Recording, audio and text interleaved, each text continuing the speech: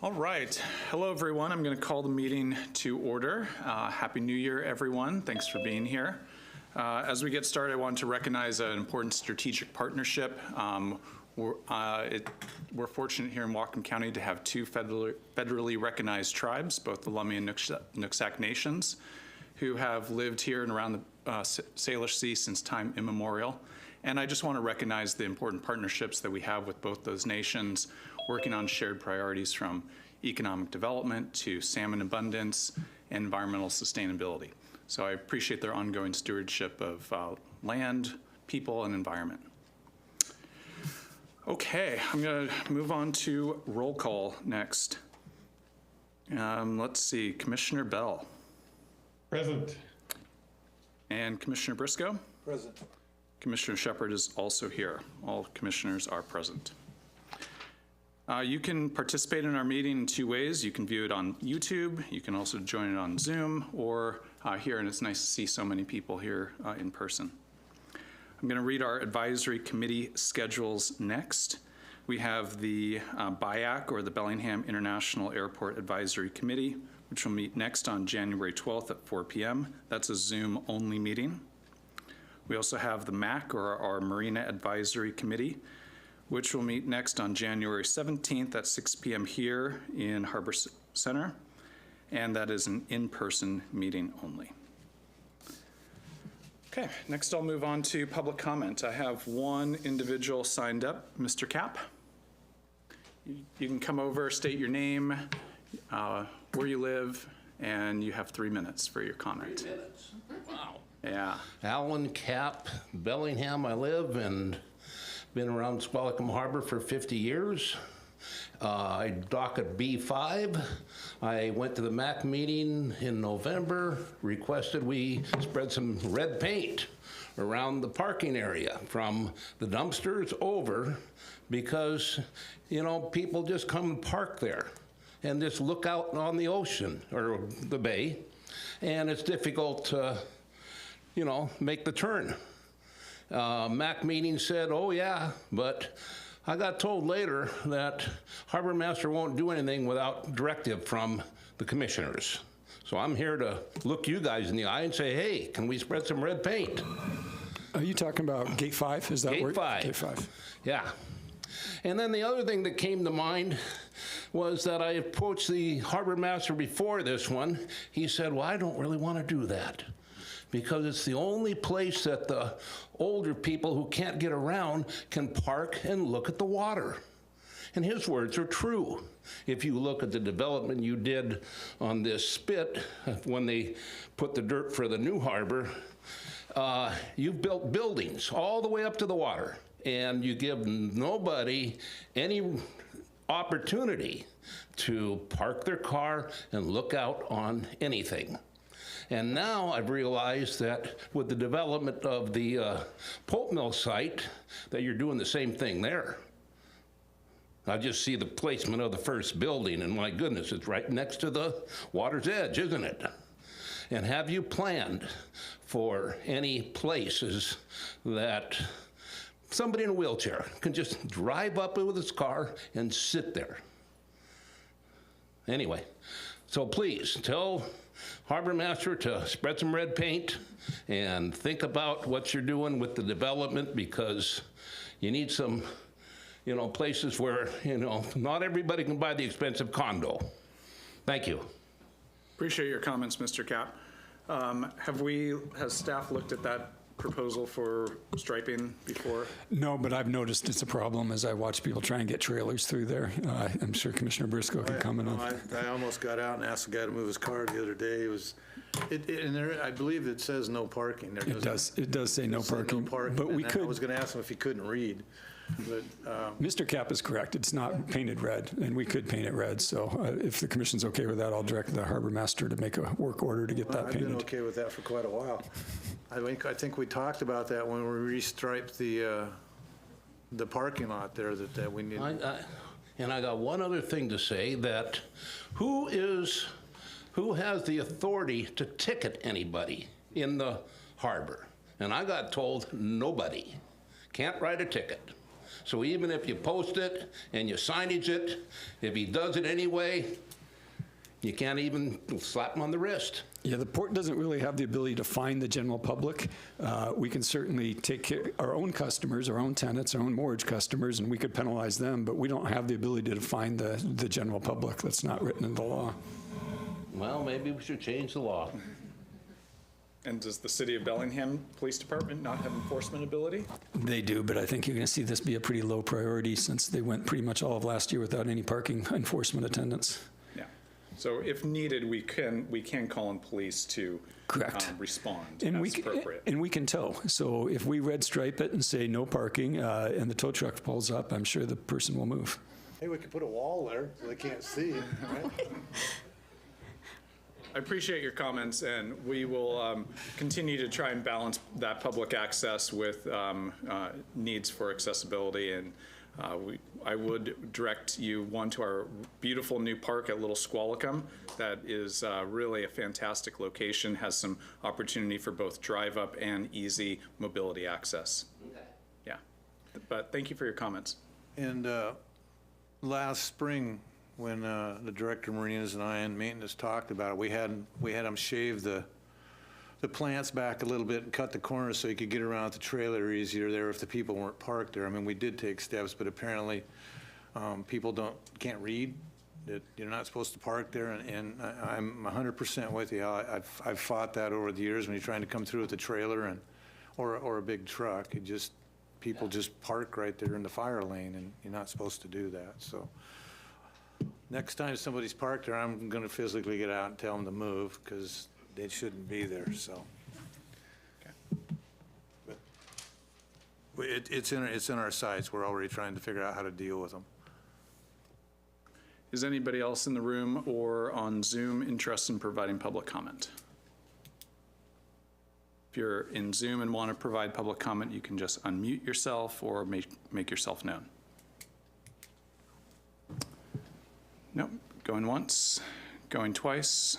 All right. We're going to move on to our consent agenda. Carrie, if you would please. Motion to approve consent agenda items A through K. All right, is there any conversation? Commissioner Briscoe, any items? No, I don't have any. Okay, Commissioner Bell? No, I have none either, thank you. And I just wanted to flag item F. We just got back. I was just at the County Council meeting with Director Fix, our partners from the PUD, and Gina Stark. And we were asking them for contribution to our broadband initiative. We're currently writing to the state board, broadband board, a $12 million grant, and we asked the County Council to utilize their American Rescue Act funding to provide a $4 million contribution towards that grant, both to provide the required 10% match and to patch the hole between the funds we have and can access through this grant process and the project need. That project, if funded, will have the ability to connect almost 1,300 additional homes outside of Linden and Blaine. So really nice project. Want to thank the County Council for their unanimous support of this project and administering those federal ARPA dollars for one of their intended purposes, which is broadband infrastructure. Just for sake of clarity, what's on the consent agenda here is a grant agreement with CURB for that broadband, but it was monies that were approved by the County Council a little over a year ago. What we're there today for was an ask for a new grant that we're pursuing. Thanks for that clarification. That was my only item. And just on that note, did you get a pretty good response for today's funding? 7-0 in our favor. So this is last year's action. We'll be doing the same thing in the future for what they've allocated this year? Correct. Got it, thanks. Okay, thank you. Motion to approve consent agenda items A through K. Commissioner Briscoe, Yes. Commissioner Bell, Yes. and Commissioner Shepard also is a yes. Carries 3-0.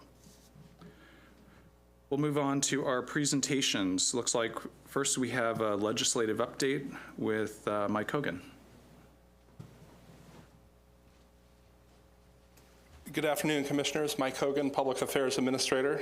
Well, today is exciting. It's the first day of the legislative session down in Washington, and I've invited our lobbyists, Ben Buchholz and Tom McBride, to give you a preview. As you know, there's a whole range of important issues that we'll be working hard on this session, from broadband funding to clean energy, habitat restoration. As usual, environmental cleanup is the port's biggest priority. In the governor's proposed budget, we have $29 million that potentially could come to Bellingham Bay, and you well know how important those dollars are to rebuild our working waterfront, to clean up that historic contamination, and to improve public access. So I think Brian's going to talk about one of those projects, the I&J Waterway cleanup, later, but all that starts down in Olympia, making sure those dollars continue to come to Whatcom County. So Ben, welcome back, and thank you for attending virtually, and we look forward to your update on the session. Hey, thanks, Mike. Appreciate that introduction. Hopefully you guys can hear me all right. If there's any problem, just let me know, signal at me or whatever you have to do. I'll start off with just sort of a general high-level preview of what we're going to expect this session. And then I'll get into a few more of the details of a couple bills that have been introduced, and then some of the sort of general conversations that we're going to participate in on behalf of the Port of Bellingham to make sure we continue some funding for projects and issues that are important for the Port of Bellingham. So I think Tom McBride may jump on here at some point, but I'll just do sort of the high level introduction first. Again, my name's Ben Buchholz, and thank you for a few minutes this afternoon to go over all of this information with you. It's been a pleasure for however many years it's been that Tom and I have represented the Port in Olympia.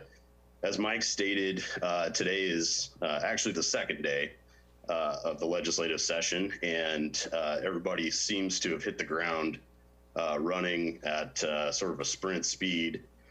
There were about 400 bills pre-filed before session even started, so that gives you an idea of the universe of how many bills will probably be introduced during this session. The 2023 session is 105 days, scheduled for 105 days. It will come to a close hopefully on April 23rd. But as we all know, if you've been around for 12 or more years, basically it can be extended 30 days at a time. And for 6 or 7 years in a row, they did go overtime and extended it. Democrats should be able to get the work done in 105 days, though, with two very large majorities in the House and in the Senate. Democrats control both chambers and the governor's office, as we all know. And they actually added to those majorities during the November elections. Democrats picked up an additional seat in each chamber, bringing their totals up one more on their side. This is a 2-year budget writing session, so every odd year, the legislature's main priority is to get an operating budget written for 2 years. It starts on July 1st, 2023, and will run through July 1st of 2025. And so that is their main priority to accomplish that.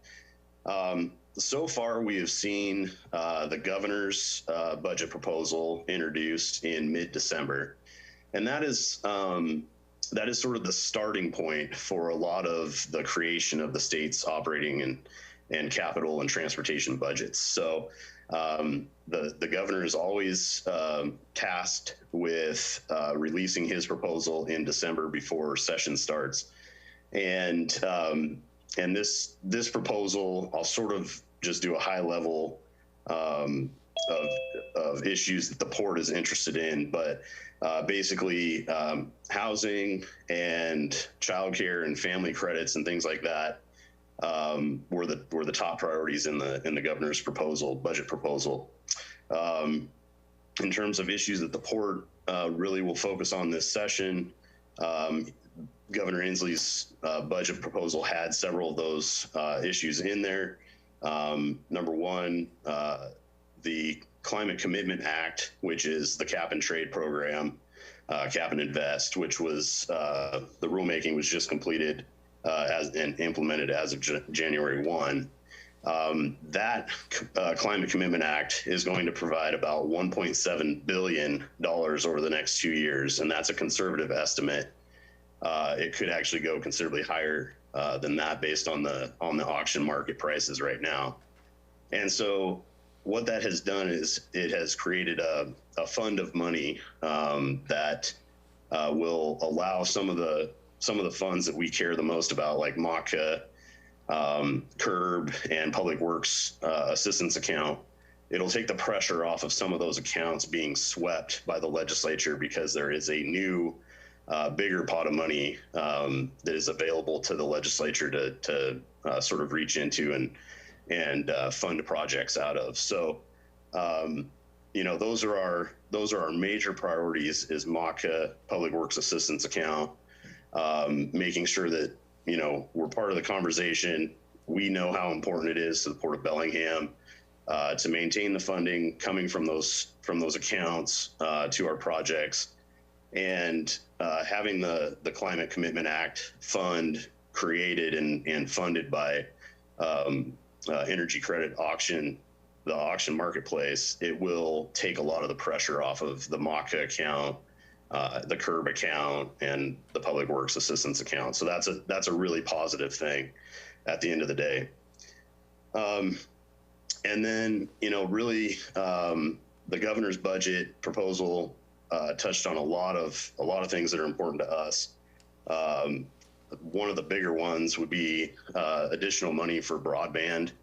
I believe the number was about 115 million more for broadband, which would be, you know, a great thing if it stays in the operating budget that the legislature releases.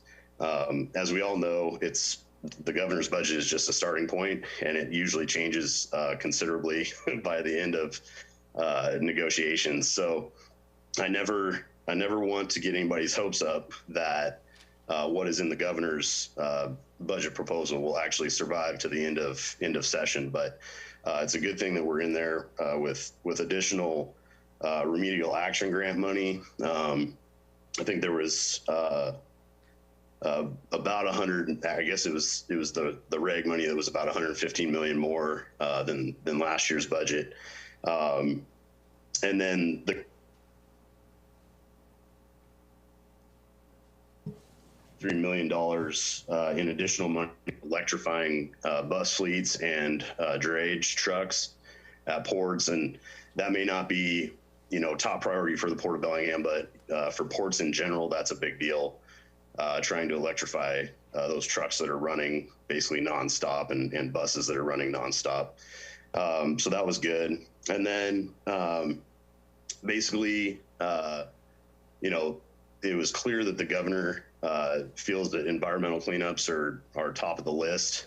Make sure that there's additional funding for cleanup projects around the state. And as Mike mentioned, that's really, I mean, we are probably the biggest receiver of those funds, maybe other than the Port of Everett statewide. So that's great to see that we made it into, you know, the governor's budget proposal, and that will help the conversation with the legislature going forward. We can point at different projects and say, you know, we have a lot of experience with the funding, and we know what to do with it, and we have a lot of great projects to point at as examples. So I think there's a couple other issues in one bill that I want to mention for this session. One of the issues that came up this interim that Mike and Rob were part of the conversation was about shore power, and that's been a big issue.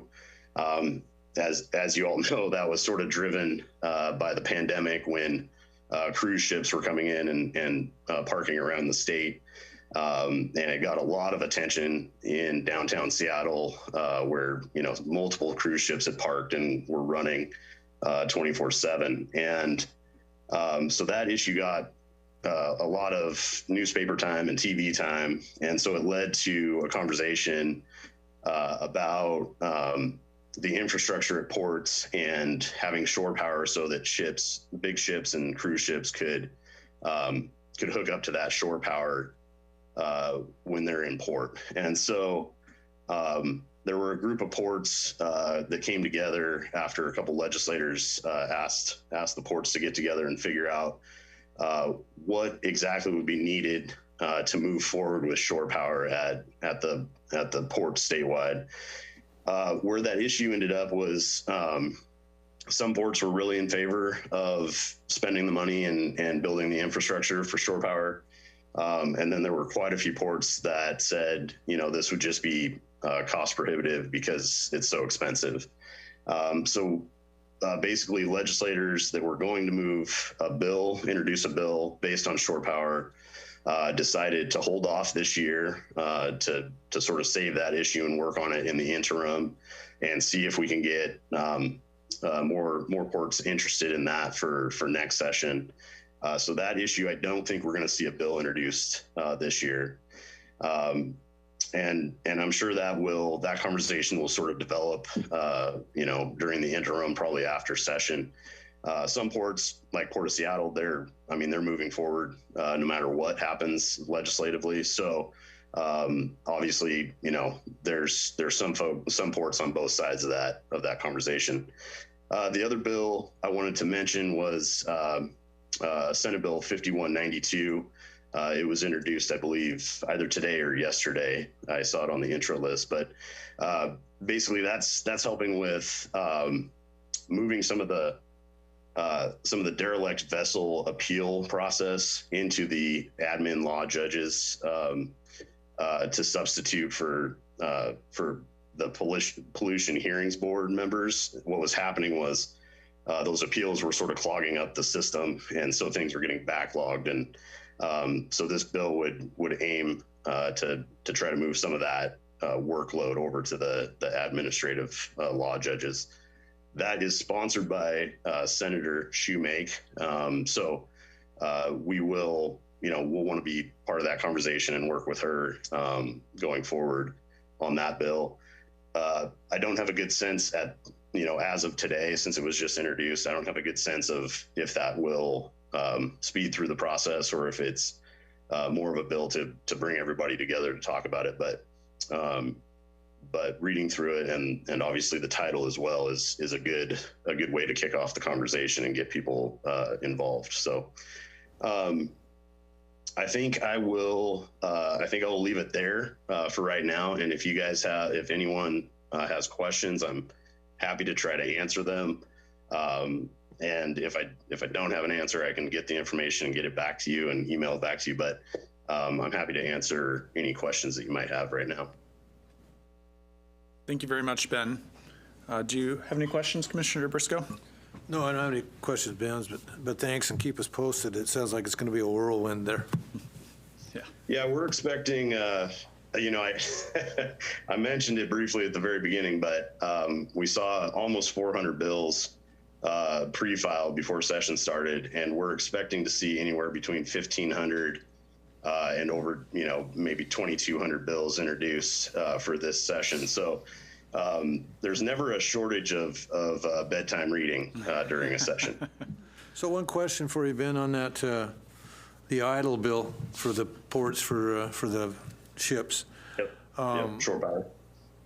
Was there a lot of pushback from the ports that aren't on the water? I don't understand why no one would want that. I mean, we've talked about it here for 2 years, trying to get the infrastructure in, and we could certainly use some help monetarily because it's quite expensive, but it seems that everything that helps the environment is going to be expensive. So I would certainly like to see that hit the floor and keep going. Yeah, I think you nailed it pretty much with your first statement that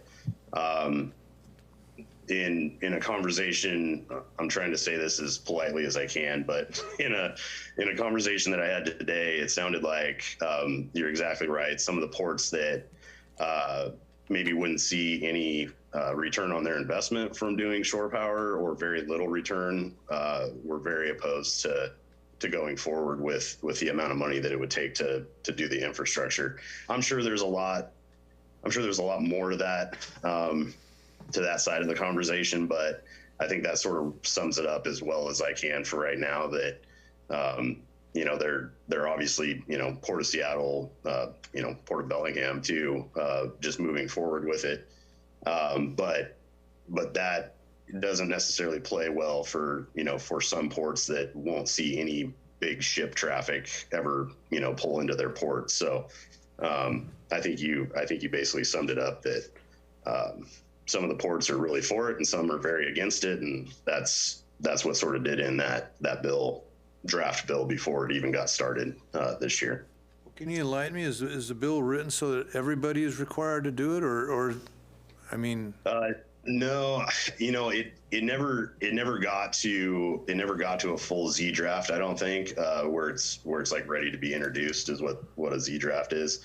But basically the bullet points would have allowed ports to go out and get funding or have the legislature put funding together to help some of the ports get going on shore power, help assist fund it. But I didn't see anything beyond just the bullet points of what that bill would have been. Okay, thank you. Yep. Commissioner Bell? Yeah, thanks, Ben. Good to see you. Yeah, good to see you. Yeah, I'm down with COVID, so I'm being isolated. And for the record, thanks for not mentioning any COVID activities at the legislature this year. Then 2023 is a milestone. Yeah, first time we've been back together since March 2020. So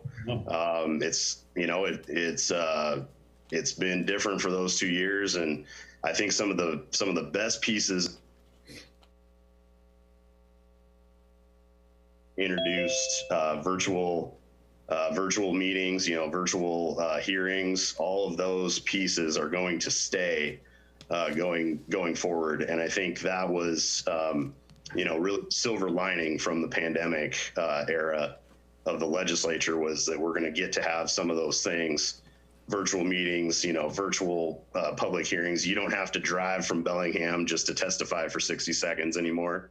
So those were some of the silver linings that came from the pandemic. Well, we'll come down anyway, just because we miss you and Tom. Welcome, Tom, Excellent. to the meeting. Excellent. We would love to see you.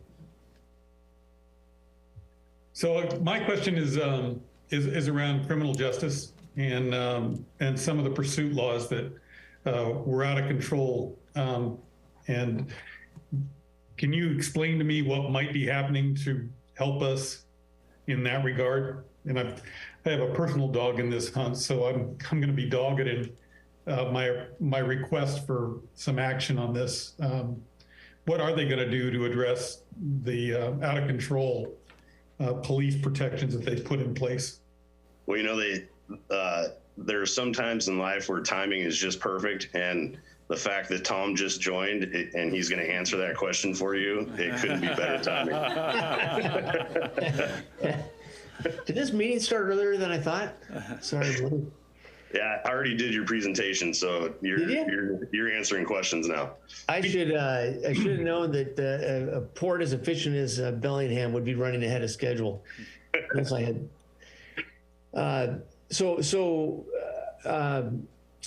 You're asking about some of the police activity you said, some of the need to go back and... Yeah, the non-pursuit laws, all of the things that have made our streets more dangerous. Are they going to go back and repair the damage that they created?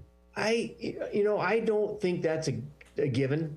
I think if you would have asked me this a month or two ago, I would have said that that's one of the things I would expect the legislature to come back and revisit. But I think it may or may not come up. I think there's differing opinions on that, and there's a lot of other big issues that they want to take on. Housing, for example, is going to be dominant. Climate, environment, workforce development. It doesn't mean the law and justice issues won't come up, and I'm sure some will try to bring them up for meaningful discussion. But whether or not they're willing to go back in and modify those laws further, I think that's still up in the air. There will be a push for it, no question. Will there be an opportunity to testify before somebody? Well, if likely, yeah, there undoubtedly there will be bills filed, and there already have been some. The question is, will they be scheduled for public hearing to give people an opportunity to testify? And I think that's likely. I think How that's about no cash bail and that? It's a great question. There are a lot of concerns, and it you're touching on a particular issue, an area of the law that has broad scope, and they're going to be doing a lot on behavioral health. They're going to work on housing, like I mentioned. They're going to look at firearm safety, and I'm sure police reform issues will come up, and likely there will be an opportunity to testify. Would you just keep me on your radar screen when that stuff does come up? You bet. Yeah. I just want to come down and wear a lime green tie, just like Ben. It works. It I works. don't own it yet. When I was getting dressed this morning, I put this on. I thought about you probably making a comment about that. It was worth it. I never disappoint, Ben. Never disappoint. I know you don't. The other thing I'm gonna just plug here, and I do this every time we make a presentation, do a presentation with you guys, but that legislative report that we send out to Mike and Rob, and I think everybody gets it, but Tom and myself and folks that help us put that together, that is a really exhaustive sort of in the weeds look at what we're working on every week. And so it covers a lot of the issues that you just brought up, Ken. So, I just, every time I like to point back at the weekly update and make sure that, read through that carefully, because there's usually a lot of the criminal and law and justice issues covered at some point in that report. So. Is it safe to say you don't have anybody championing those issues at the moment? Yeah, there's a handful of legislators, both in the House and Senate, that I would say over the last 3 or 4 years have really been the main core legislators sponsoring those bills, the law and justice type bills, and dealing with the Blake decision, obviously, and some of the other bills and issues you've touched on. But yeah, there's when it comes right down to it, there's a pretty large coalition of legislators working on those issues now. Okay. Oh, go ahead. No, Blake is a big one for me. So Yeah, that's just what I was going to say too. That what Ben's mentioning of Blake, it's a big issue, and all the associated requirements that come with it in terms of resentencing, legal financial obligation, returns. It's costly. There's a ton of administrative time and expense associated with it. And of course, they've got the expiration of the 2-year temporary extension this July. So it'll, the treatment of the possession of drugs will be front and center. So I think part of the reason, just to elaborate on that a little bit, is because how much time and capacity will they have to bring up some of the other issues, such as the one you brought up, pursuit. There's just going to be a lot of issues in law and justice consuming time. Anything more, Commissioner Bell? Done, thanks. All right, a couple from me. One, for the climate, what are they called? The Cap and Invest Act. Are those funds going to go into the general fund, or are they going to go into a dedicated account? And how do we position ourselves to access or be eligible for those resources for our own projects, whether it's shore power or elsewhere? You want to go first, Ben? Doesn't matter to me. Commissioner, how that works is, like I mentioned, the number is going to be conservatively, it's going to be about 1.7 billion over the 2 years. And how that's set up is, and I'm probably, Tom, you'll have to maybe get the percentages right, but some of that money goes towards the transportation package that they passed last year. I think that's about $500 million every biennium, or maybe every year. I might be remembering that incorrectly, but there's different places that 1.7 billion gets deposited into for things that it's already marked for. And then a certain amount of that money goes into the general fund, which is then available for, for future funding and projects and whatnot.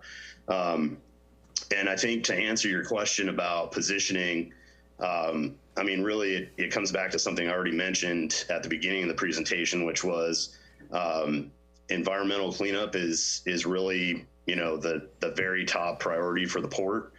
And whether that be the MACA fund or Public Works Assistance Account, or, if it's a broadband fund, all of these issues that are important to the port are going to be better funded because there is that Climate Commitment Act money going into those, going into other projects, so that the funds for MACA and for Public Works Assistance can stay in the funds that they were supposed to stay in, instead of being swept for other things. So I think positioning wise, obviously, with Tom and I working, on your behalf to make sure that everybody realizes how important the cleanups are. And we have so many great examples to point at with the Port of Bellingham.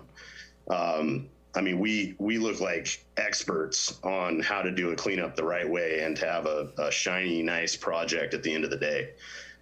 So it's probably just about reminding, our delegation and members of the caucus down here of the legislature, saying, here's what we've done in the past and here's what we have left to do with the cleanups. And so the port is very well positioned already. I mean, you can always get better, right? But you're really in a great position already to secure a lot of those funds.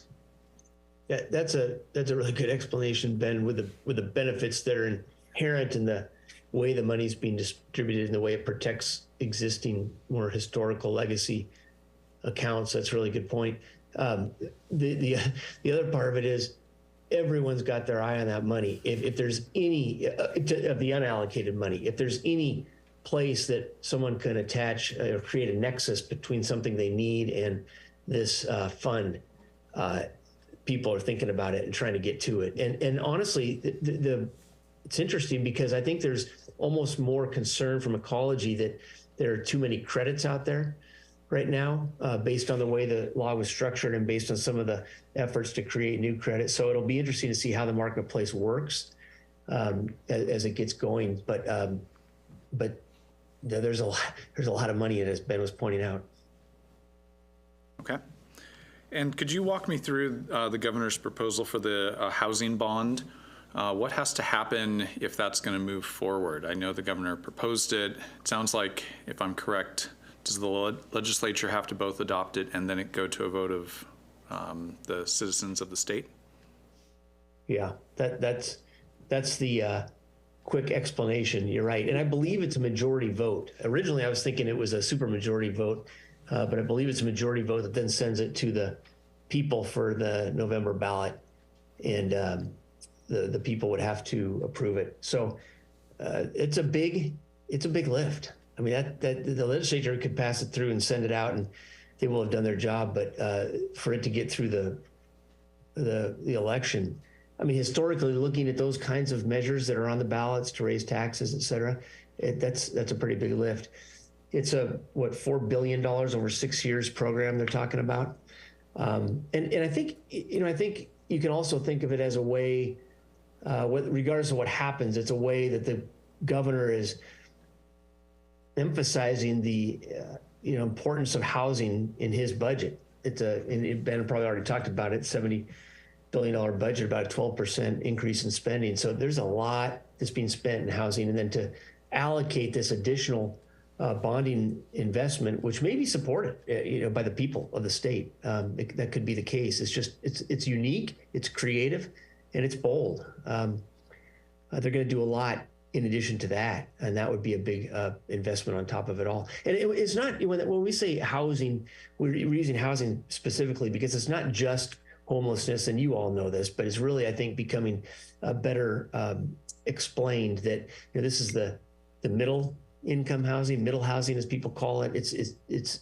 a lot of areas where people are struggling in housing. Okay. And I think just it is worth mentioning, though, Commissioner, I just, like I said, we never like to promise anything, and this $4 billion bond would definitely be a very heavy lift. I mean, I think Tom mentioned it, but it would be a really big deal if this were to even pass out of the legislature. And then it's worth keeping in mind that there, when you're voting on your ballot, there's usually some advisory votes where the public gets to weigh in on tax issues that the legislature has maybe passed. And it's always interesting to look at the results of those advisory votes, because they don't really they don't influence anybody. It's just sort of taking the temperature of voters statewide on how they feel about taxes and car tap fees and stuff like that. And just this last advisory vote for I think it was for capital gains or one of the taxes that had passed, it went down by 61%. And so I think it would be a very heavy lift, a really monumental move that the voters statewide would actually approve a $4 billion bond. I think that comes into play in the conversation among legislators saying, well, do we take this vote and then we send it to the voters and it goes down by 60%, it fails or whatever. So it's a great idea, and I think it's going to take up a lot of the conversation probably down here. But at the end of the day, do they spend their energy trying to pass this $4 billion bond when it may go to the ballot and go down? So just that's part of the conversation that we're having. Okay, I appreciate that. Any other questions or comments? Okay, thank you both. Thanks for the time.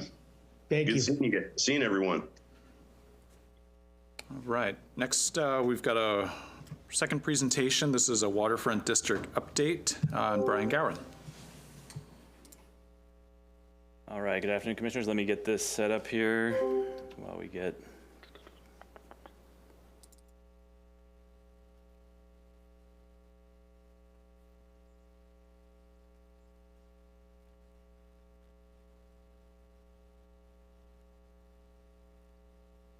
All right, I gotta get to Zoom.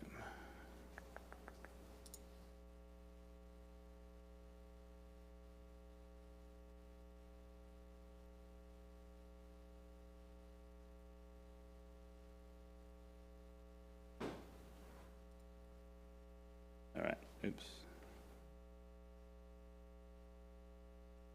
Okay, I think I got it here. All right, good afternoon, commissioners. Brian Gowan, Director of Environmental and Planning Services. This is one of our kind of semi-regular quarterly waterfront district general updates. So we're going to go over a variety of different things happening in the waterfront. And then actually a little bit different though, in this case, I will then kind of midway through pass it over to Elliot, and he's going to give an update on the board mill group and that proposal that we're working on. And then I'll come back and wrap it up just kind of with some other projects. So, you're going to go through some of the, more active projects that we've seen recently, on the ground construction that's recently completed or, or underway. We'll talk a little bit about the Lignan parcel, other work going on like in the log pond and the shipping terminal. Excuse me, sorry, I'm going to take a drink here. And then a little bit on the board mill, and then wrap up, like I said. One thing though, as I was going through and pulling this together, and as you'll see, there's just so much happening in the waterfront district. It's really exciting, and it's always worth kind of looking back a little bit and recognizing just the amount of work it took to get to where we are today. And it's exciting to look at what's coming, but also looking backwards a little bit, just the amount of decades of work and previous commissions and the vision to acquire the GP property, and just teams of staff that have worked on this. So getting us to where we are today has been, a big lift, and there's a lot more to come, but it's always worth just kind of acknowledging that it's a big team effort here at the port. So, just jumping into here, the waterfront residential project that is Harcourt's project that's underway right now. They send us kind of monthly updates on their progress. As you know, a lot of work had been going. It seemed like it was going really slow as they were installing piling. It takes a lot of time to get out of the ground, and now we're starting to see them come up above the security fencing on their building A, and then building B is also now starting to come out of the ground, and we're just going to start to see that continue to go. So these photos just show, the one on the right here shows looking down from what is they call building C. You can start to see building A coming, or building B coming out of the ground. This is the underground parking structure, the first couple floors, and a mezzanine. That's being constructed now. Then in the further background is building A, which you start to see they have building or levels 3 and 4 in there as of today. They're actually starting to frame up for the next floor as well. On top of that, this image shows them actually pumping the concrete for the slab for building, or for the 4th floor on building A. So a lot of activity. A full concrete construction, which takes a lot of time and effort. And you can see in this middle photo, this is looking back from building A onto the building B. The amount of rebar and preparation that goes into each slab pour, and you really start to see more and more crews actively working there. And then on the far right-hand side here, I can minimize this a little bit. You can see kind of the finished slab after the pour for that same kind of vantage here. So a lot of work happening.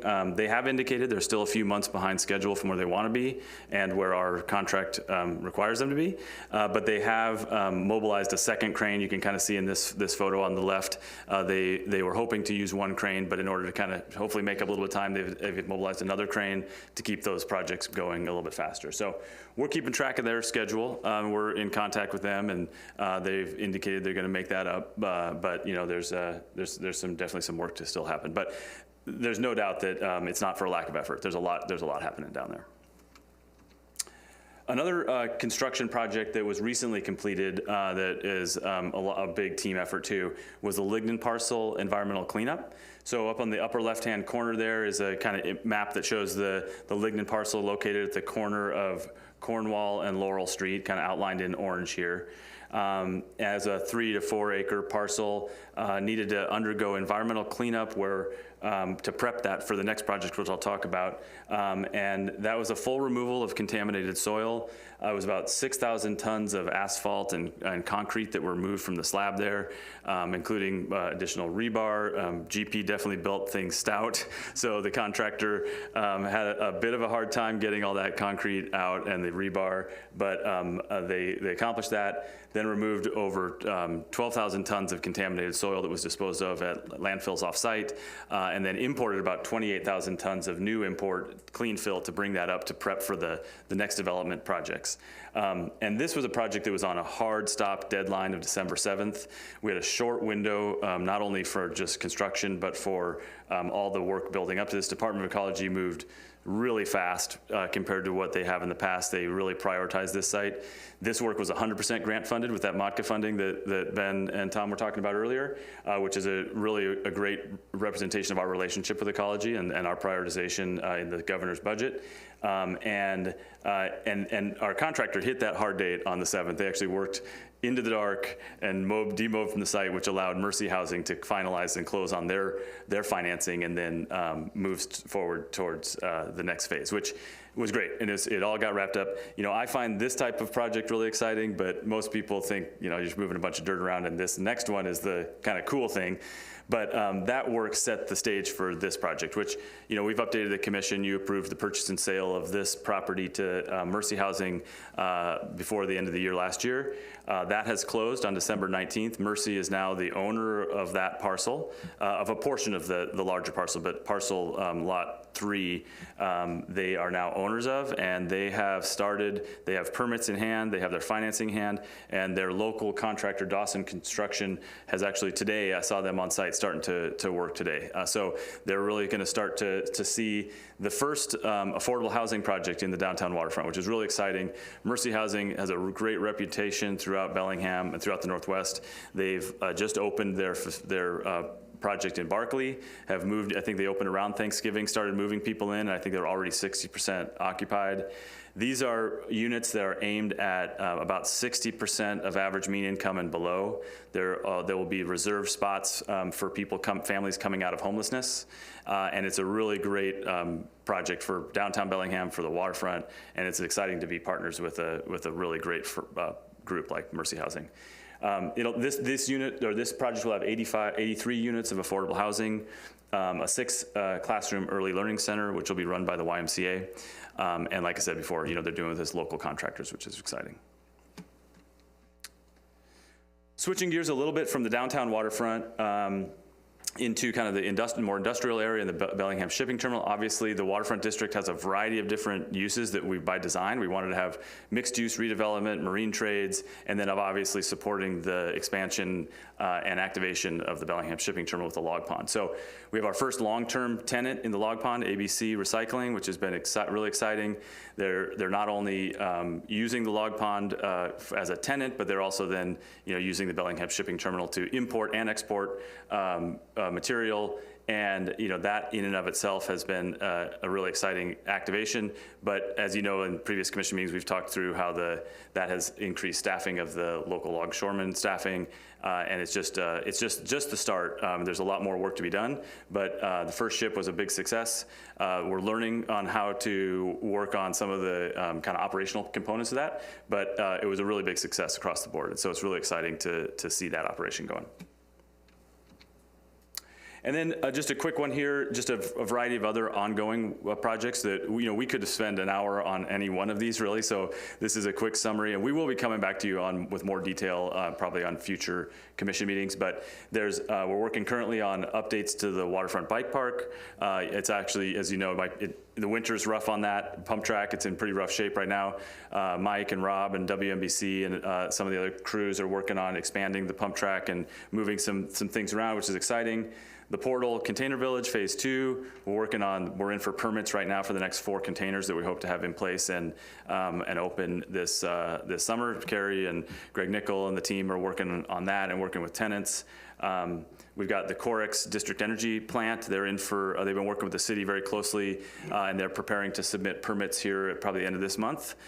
They've got good indications that that'll be a streamlined permitting process, and they'll be prepared to be operational and ready for Harcourt's projects when they come online for their district heating and cooling.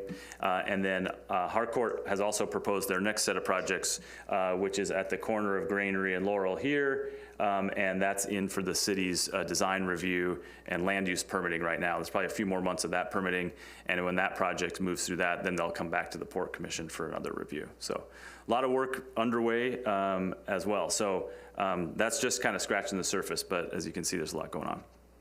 But we wanted to focus mostly on the board mill project here. So Elliot's going to step up, but just as a reminder, we issued the request for proposals almost exactly a year ago right now, and we have selected a local group that we've been working with. So I'm going to hand it over to Elliot, and then last slide, I'll wrap up and we can take any questions you might have.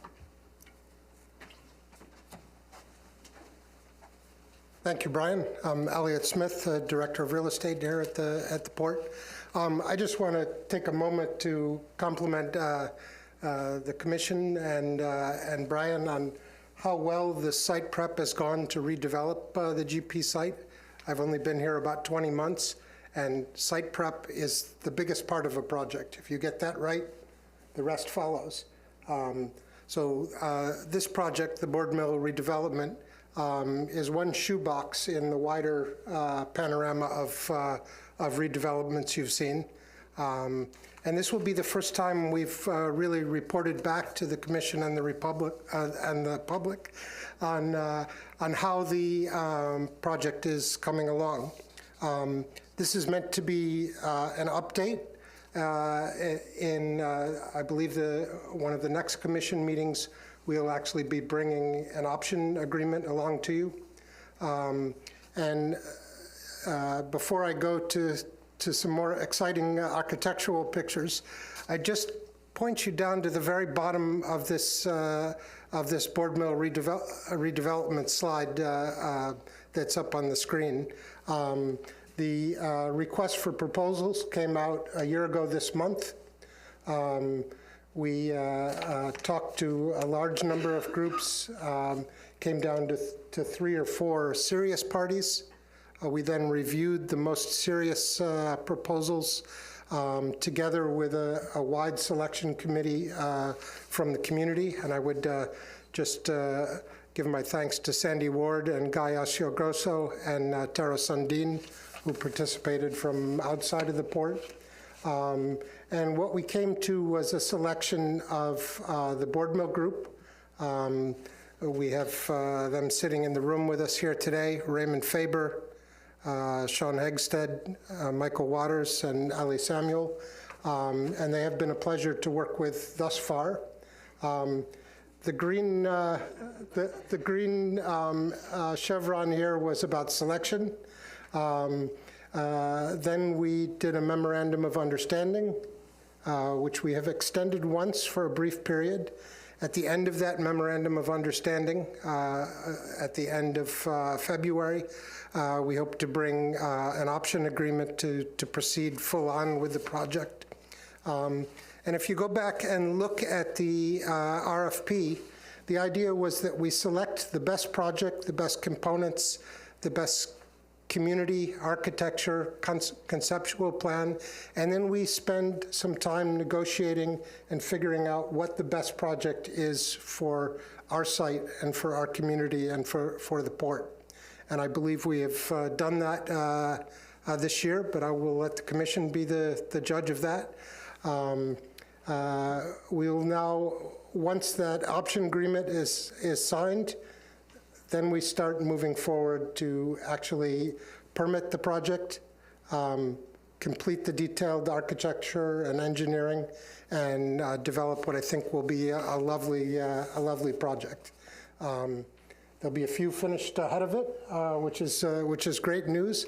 But we actually are at a place where in the waterfront, we could be sitting here in 5 years with 2,000 or more people living on the waterfront, alongside of ships coming in and out, fishing vessels moving in and out, people coming down to shop and eat, and with or without red paint, look out over the sea from a spot I'm going to point out to you in just a moment. So.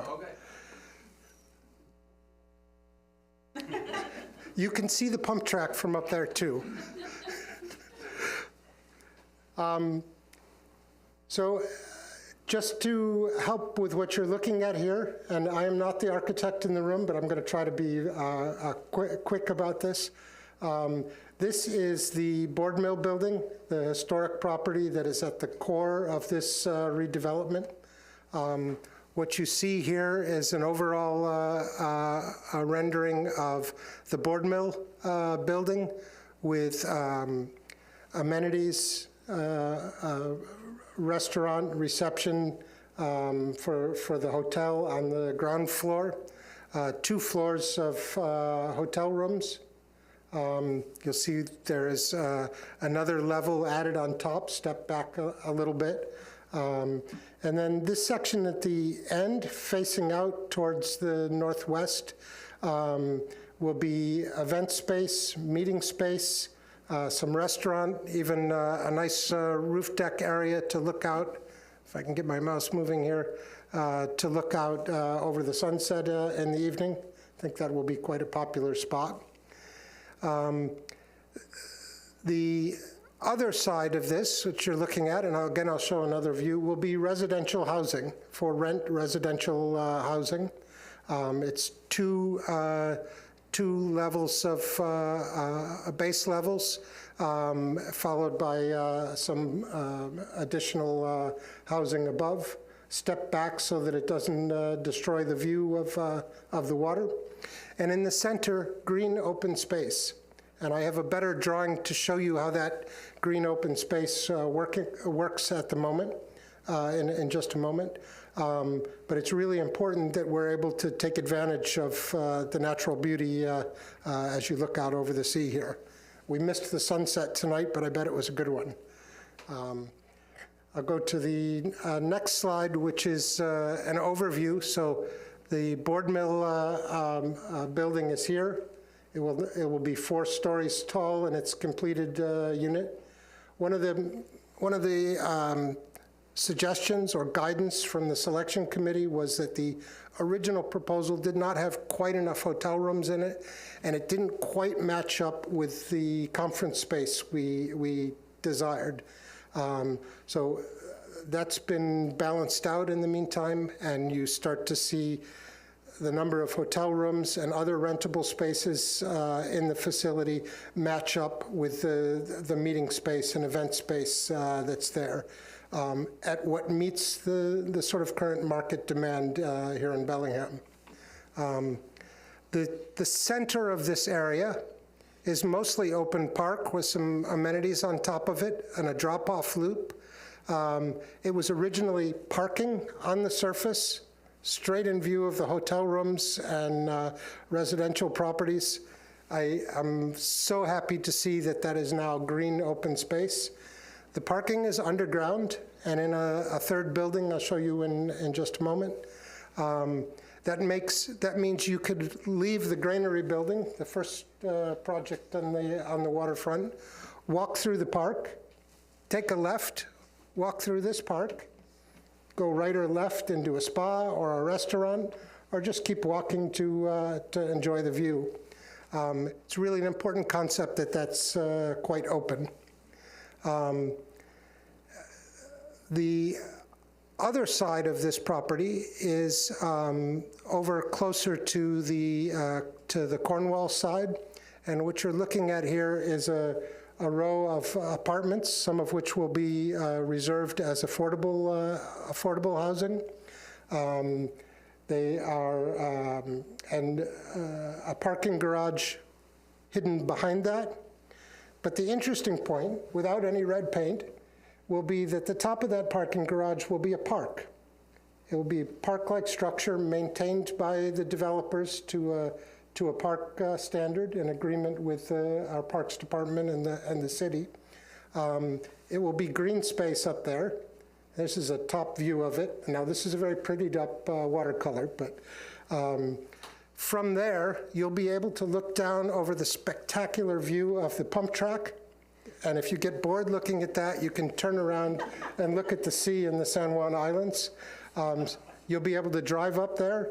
I believe it will be wheelchair accessible. It will have to be.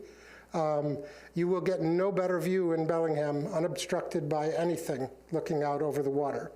And I think that's going to be quite nice. If you choose not to drive up to it, you can walk up a ramp from the park below. So you could walk through here from the granary building, along the waterfront park, walk through the middle, stop for coffee, keep walking, go down here, walk up the steps and take in the sunset from up there. And then have your Uber come in and pick you up, take you home. I won't go into much more detail than that at this moment. These slides will be available elsewhere. But I will give you a view from as if you were standing by the Bellingham shipping terminal, looking back towards Bellingham. So I think this would be southeast, if I'm not mistaken. So you have 2 base levels with residential units in it, and then some a little bit more grand residential units above that. It really breaks up the skyline in a very nice way. Excuse me, I've misspoken. This is looking from the current board mill building to the west at the building. I've gotten ahead of myself. This would be from out over the water currently, looking back at the board mill building. And this gives you a little bit of statistics about what goes in there.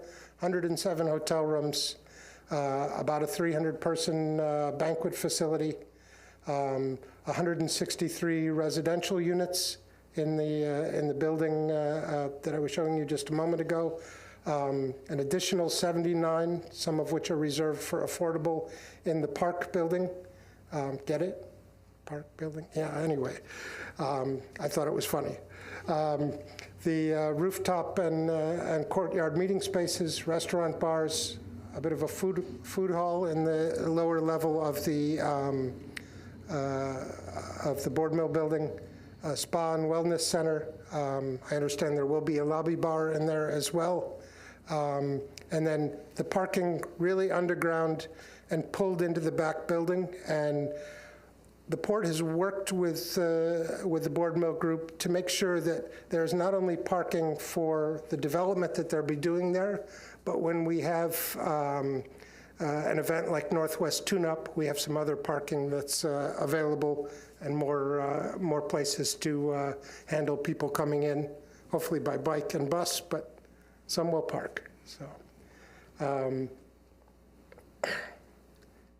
and I think with that, I will turn it back over to Brian to talk about other ongoing work, and I look forward to presenting an option agreement in coming weeks. Happy to Elliot? take any questions at the. One quick question. Is the parking structure with the residences that you discussed, is that part of the existing RFP footprint, or is that going to be a separate transaction? It's a good question. We are still working out how exactly that works. It's zoned slightly differently, but indeed the original RFP suggested a 3.42 acre site, but we also clearly said we were quite open to design developments that gave us a better product.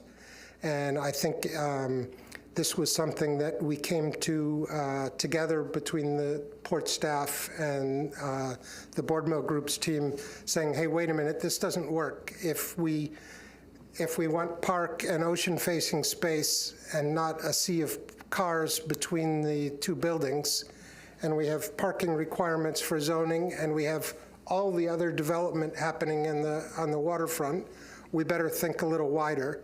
So we looked at the space between the, basically between the Board Mill building and headed towards the railroad track side, and said that would be an ideal parcel to expand slightly. What does remain the same there is we will be charging the same per square foot price as we would for any other part of that development. So yeah, it's not something I highlight in meetings with the Board Mill Group, but we would also get more money into the port's coffers from this development, in addition to having better amenities. How big is the parcel then? I'm going to have to come back to you with an exact number. Does anybody know the? Yeah, I'm sorry. We've been looking them at separate parts, so. But I will come back to you with that shortly. Yeah. So are we up to close to 5 total? Close to 5. I'll get you a more precise number, hopefully by the end of this meeting. Okay. Are there any other questions, Commissioner Bell or Briscoe, for Elliot while he's up?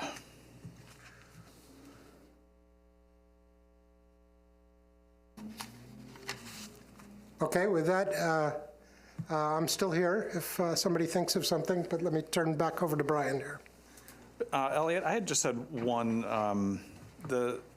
Walk me through the size of the banquet hall. I know we've been toying with the size of the banquet hall. What is the current proposed size in comparison to, say, the one here at the Bellwether? And how do we expect the use?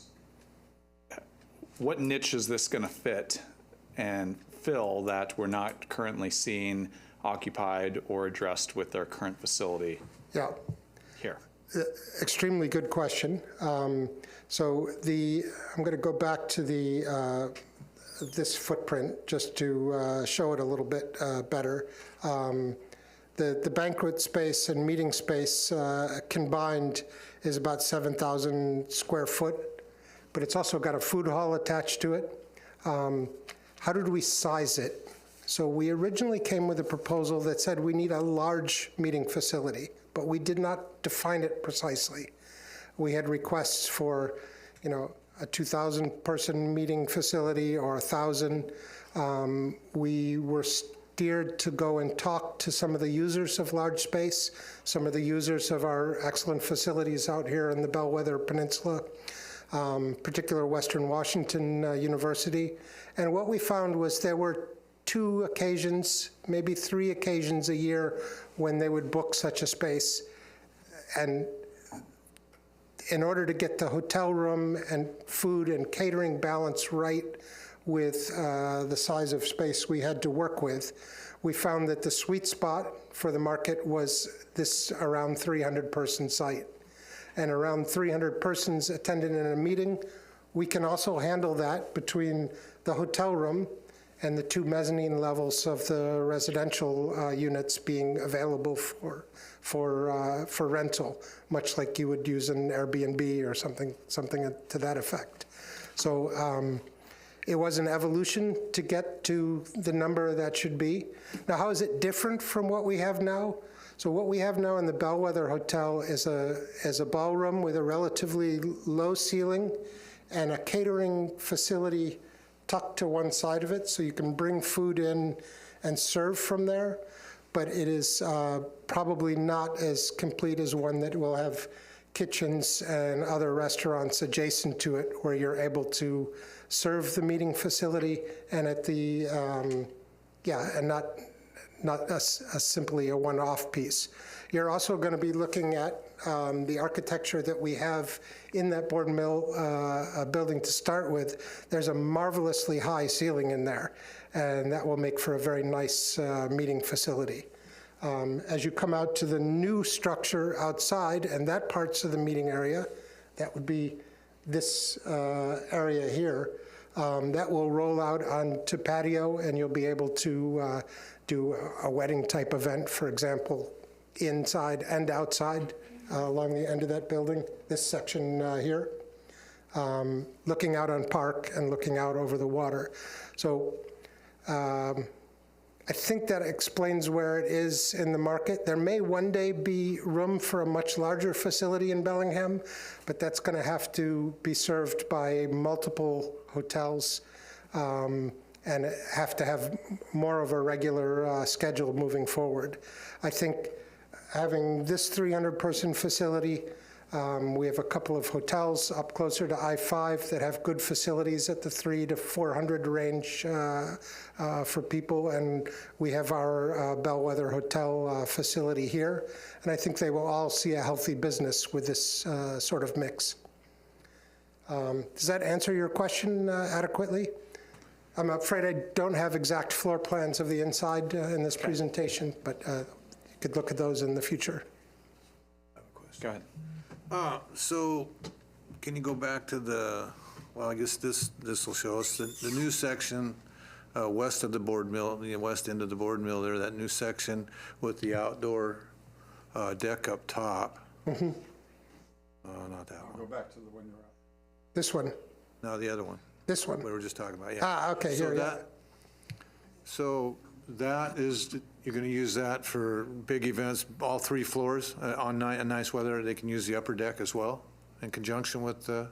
The ground floor is meeting space, the 300 plus there's other meeting space on that ground floor. Can we get you to go to the microphone so it can be on the recording? Thanks. And Sean, do you have a last name? Sean Higston.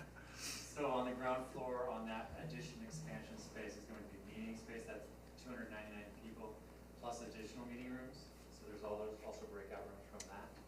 And then there's the outdoor space. And then on the top floor, we're still programming that a little bit, but we see that as gathering space, both at the end of the top, the 4th floor of the board mill structure, and then it's spilling down onto the roof of the other piece. Okay. Covered space. Oh, from there out, okay.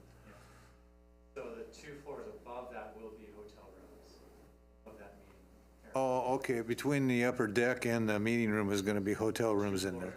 All right. Okay, thank you. Elliot, would you repeat who that was was just speaking? For those of us not in the room, it was not clear. Yeah, sorry, Sean Hegsted from Haven Design Workshop, and he is one of the Board Mill Development Group. They are all here with us in the room today. We opted not to have them give a detailed presentation at this moment. We'd like to proceed to the next contractual steps and then we'll be regularly updating the commission in public meeting on our progress moving forward. And these are preliminary designs. There are zoning issues that have to be addressed. The city will have questions and answers, and there will be adjustments required from that. But we've been keeping our colleagues at the city quite well appraised to this point, and I think we're going to have a very nice partnership as we move forward to full-on development here. I have one more question. So can you clarify for me, the residential apartments are going to be owned by folks and they No, that they will be fully rental facilities. They will not be purchased. Okay, so folks can come in, it's kind of like a small home or a big suite or something, and it's furnished and you can cook in it, or how's it? I'm just curious. Michael Waters, Board Mill Group. The building there, the 162 units, I believe is where it's at right now, all residential, except for a portion of the lower floors. We are analyzing, using them as potentially an extended stay product. So yes, you could come in and rent a condo. Okay. Condo, Apartment. yeah, but it's more like an extended stay hotel. It has all of what you would have in a condominium. Okay. If you had a bigger group, that kind of thing. All right.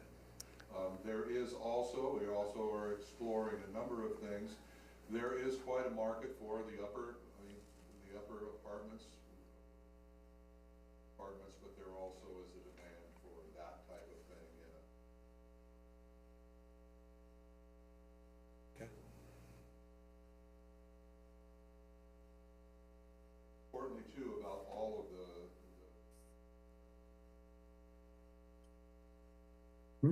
Hey, Rob, the sound just isn't coming through on online, so I'm not sure what the problem is. Not that I'm not anxious to hear what Mike Waters has to say. I'm sorry, Commissioner Bell, I couldn't hear you. I turned the hearing aid. We're going to try and get a new microphone. They're putting new batteries in the microphone, Ken. Where the other one is. Here it comes. There's a second. It's missing. Now it's on. There we go. Oh, now. Oh, my goodness. Next up Give that guy the microphone. next up is karaoke. Very, oh, don't get me going there. Thank you. Right on the top deck there, any one of those top decks, or maybe at that park every Thursday evening, huh? At that park on top of that parking structure. This has been an incredible process, I want to say that, working with the port and the city coming to this. Eliminating that surface parking was so satisfying. That was so incredible. But really, as far as the residences go, there's a lot of areas to entry into this new neighborhood in Bellingham that will be this little block here, the Board Mill block. As mentioned earlier, all the way from affordable all the way up, and everybody's right there together.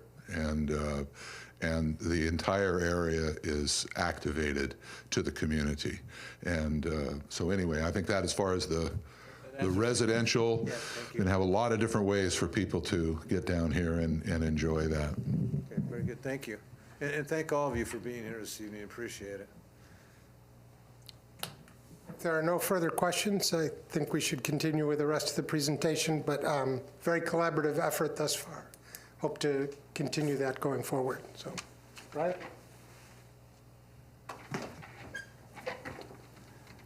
All right, just the last slide here, just to wrap up. So thanks, Elliot, and the whole team. Yeah, that's been a great group to work with, and we're really looking forward to the next steps on that one. So here's just another little laundry list of projects that staff's working on, a lot of these probably will come to the commission for some individual discussions and updates or action items. As you know, we're working through the adaptive reuse assessment of the alcohol plant. We've got a team on board with that. They've got the next set of direction from us to start analyzing kind of a few scenarios that they can do pro formas on, and then that's all built into our agreement with the city. So in the sub-area plan, if we're going to make any changes to either road or park layout based on the alcohol plant, we need to have that assessment done. So we need to let that play itself out, then start working with the city, assuming all signs are pointing to that's a building that could be adaptively reused, but more to come on that, and we'll bring that team in to kind of do a specific update to the commission.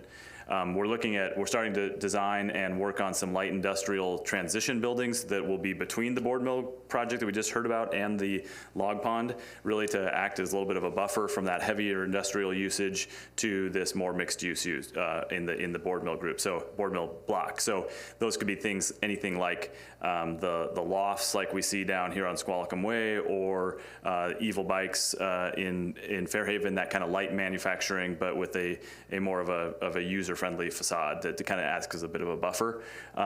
City of Bellingham's working on the Waypoint Park extension. They're in for permits now that will, once Harcourt's done with their project, that trail will continue on to the next node of park that'll front this board mill project, which will be a nice amenity.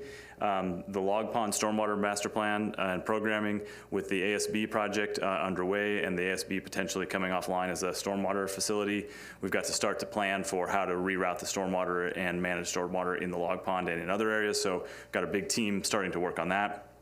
All the other MODCA cleanup projects that we've got, the chlor-alkali facility, the Whatcom Waterway Phase 2, a number of other, the Central Waterfront and the Cornwall Landfill, so those are moving forward. And then of course we have our community events and community engagement, things like Tune-Up is scheduled, and I think it's July 14th through 16th, I believe. That's already scheduled and ready to go. A lot more details to come. The 4th of July, all the community events that we have, Trackside will be reopening soon, and the portal, that'll rejuvenate the site again. And then of course in the ASB work and the marine trades expansion, that's a big master plan that we have underway. So again, just a way to summarize that there's a lot of ongoing work in the waterfront, and that doesn't really even account for the future planning for getting closer into downtown, like the Bay Street connection and those which are a little bit further down the road. So with that, happy to address any questions you might have, and Elliot would be available to pop back up if we didn't hit everything on the board mill as well. Okay. Thank you, Brian. Commissioner Briscoe? You spoke about full concrete construction. Have they changed? They're not doing stick frame on the top 2 stories or whatever? No, that's been the plan all along. They've been for those condos, or for the condos that are in construction, it's going to be and then it's got steel. Then I just talked to Louis today, and it's a steel roof, and then like metal partitions in between. So it's a higher end construction than we've seen in most places in Bellingham, which is good by design. That's quicker construction too. How far behind are they? They're about, what I've heard, about 2 months behind. Yeah, and that's been pretty consistent. You know, they did, and not that they lost a few days definitely over Christmas. There was some wind weather that blew a lot of their framing stuff around. They actually had to do some repairs that was unexpected, but they got that back up and running again. But they've had a few little things, the snow and the weather. They can't pour concrete in that really, really cold weather, which we had, but that's not enough to push them out too far. Okay. I think that's all. Only questions I had. Thank you. Okay. Commissioner Bell? Yeah, I've got a few, and I apologize for my voice, but like I said, I'm just coming in off of COVID, so I'm half mentally here and half vocally here. The first thing I want to do to make a proclamation and just to highlight the difference. It really does matter when we go to local groups to develop this waterfront. I think the cooperation we've seen out of the board mill group is significantly different than what we saw when we went out for Harcourt. And I don't know if that's the 2 company specific, but I will tell you, just knowing the people and having conversations with both parties, that the local people really do care about their legacy here, and they do care about the design and the build, and they have been a complete joy for the port to work with.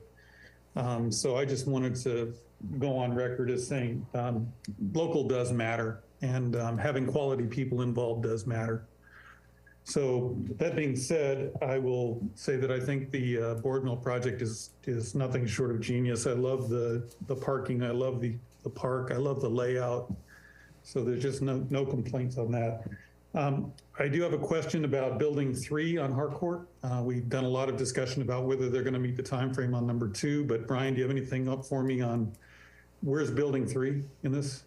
You know, they're marching down. I mean, the way that schedule was set up was that the buildings A and B, or 1 and 2, whatever you want to call them, were due to be complete on the same date, which is October 19th, 2023.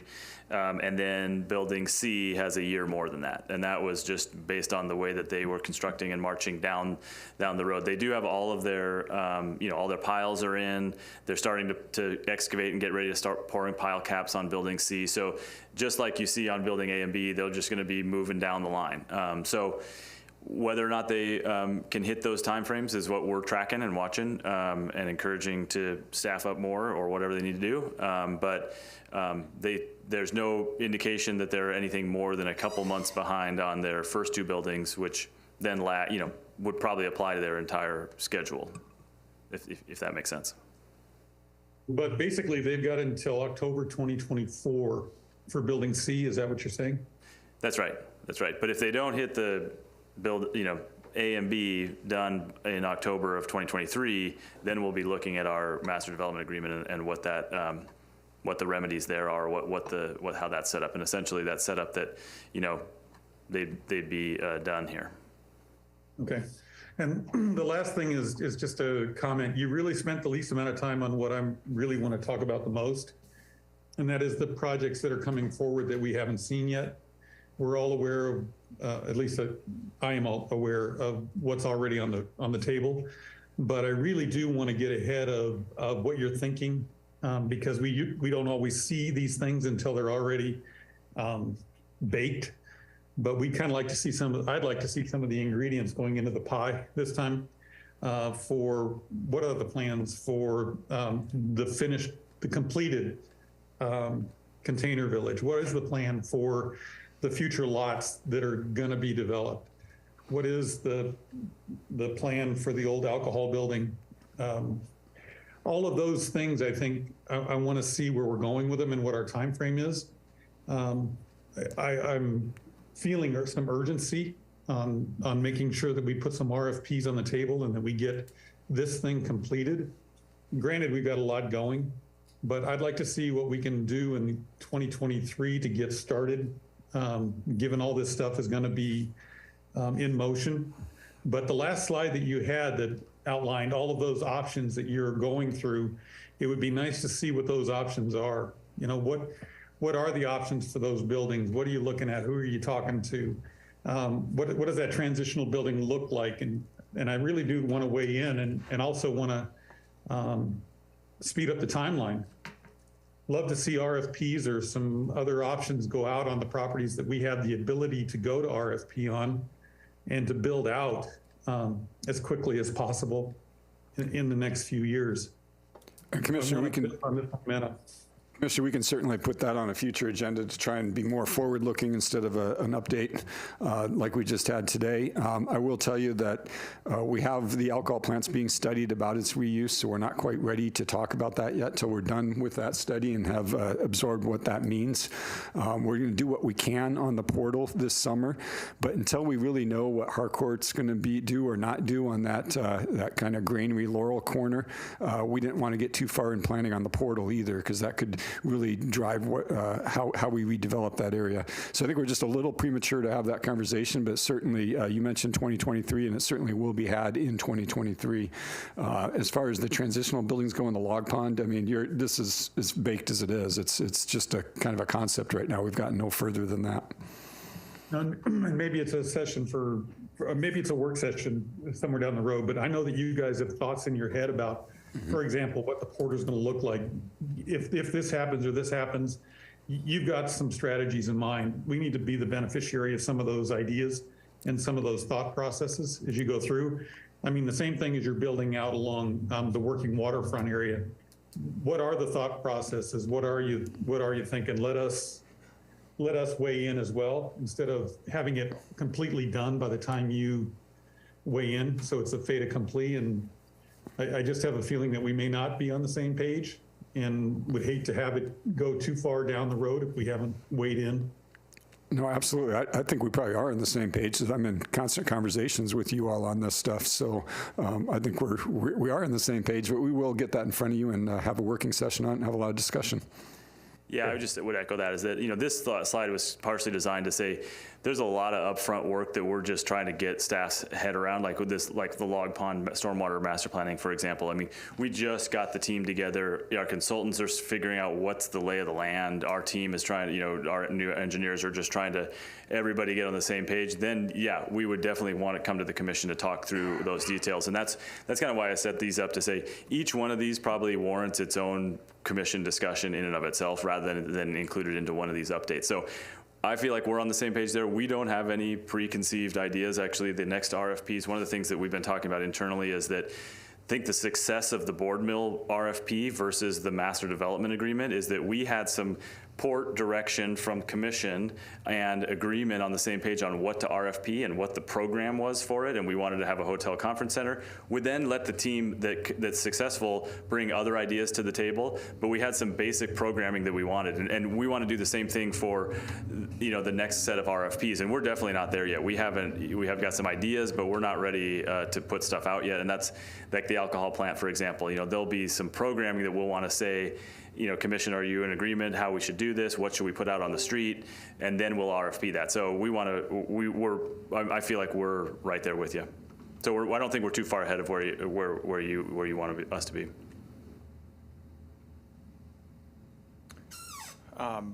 Brian, what's the next deadline for deliverables on planning from Harcourt for the Laurel and Granary building or anything else? Yeah, actually, they've been doing a pretty good job of keeping up on their new agreement. Their construction schedule is a little bit far behind. They actually submitted on December 31st, or just before Christmas, I think. They had a December 31st deadline to propose their next project, which is Building 5, and they hit that deadline. That's in the staff's review right now, and actually, based on our timeline of our agreement, we would need to bring that to the commission here at one of the next commission meetings to consider that as the next approval for the next concept. It would build on the corner of Granary and Laurel, coming further down Granary Avenue.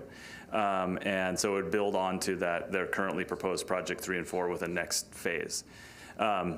We've got staff has a little bit of review to do on that. We've got some comments. We have set up a meeting with them to talk through it. So they're hitting those milestones. But the schedule is the schedule on all of these, and one missed one.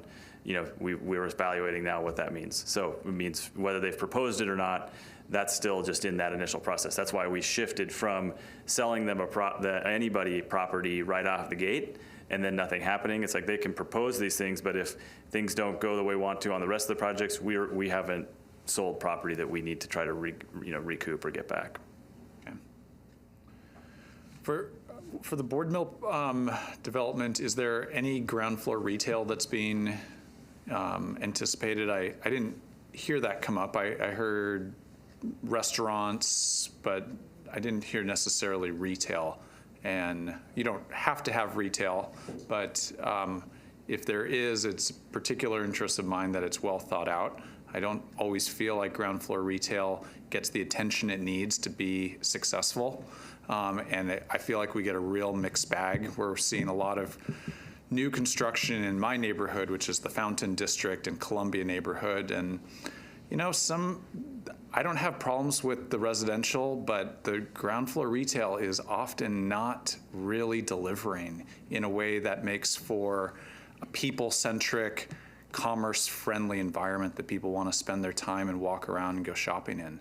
And I just think it has to be done with care and with some expertise, and not just a scattershot approach of the last box you're checking in the city's requirements. Elliot Smith, back again. Brian, could you take us back to the overview picture? So I live in a Whatcom County community with a 2,000 person population, about the size of what the living population will be down here when it's a working, vibrant community. And that does, in the best of times, support a grocery store and other small retail. If you look in the upper right-hand corner of this board mill block diagram, you'll see two pink spaces. One of them, a local architect has his eyes on for an architectural firm. We'll talk about that. The other one might make an ideal retail or grocery facility.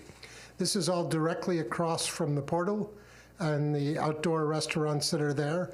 So people coming in and out of there to be able to stop and shop, for people that are in the Harcourt buildings as they become occupied. We are in active discussion, what's the best way to program that space? If there are people that we should talk to about that kind of neighborhood retail, I think we would probably love to get some input there. Clearly it has to be economic, but I think it can be with the volume of people we're talking down here. So those are the first two areas considered. There might be some front-facing space on the board mill building also, but that needs to be programmed a little further. That's just high level. One Thank thing you. I would just add to that is that, I think the city is very well aware that retail is a challenge. Even you got the immediately adjacent downtown, and they've got their struggles to keep their retail spaces full.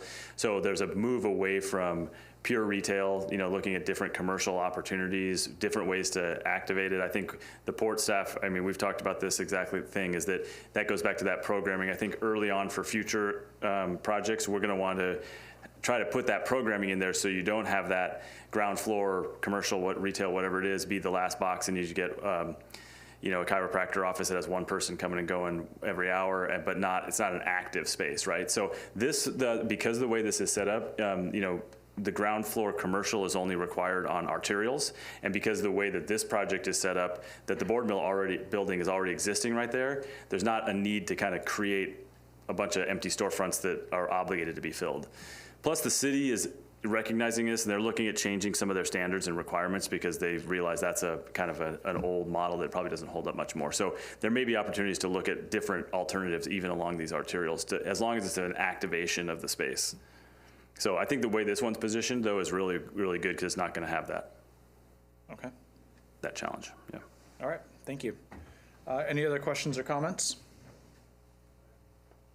I have none. All right. Thanks, Okay, Commissioners. thank you very much. We'll move on to our action items. Oh, boy. Carrie, if you please. All right. Approve a motion authorizing the executive director to execute a settlement agreement, complete release of claims, and covenant not to sue with Bornstein Seafoods, Inc. agreement for release of claims, remediation, and conveyances of stormwater facilities with the City of Bellingham and all related documents for resolution of remediation cost at the INJ Waterway Cleanup Site, Settlement Cleanup Unit 1. Thank you, Carrie. Brian Gowen again. I'm trying to get the screen share here. This looks like it's just going to take 1 second. I'm not seeing it.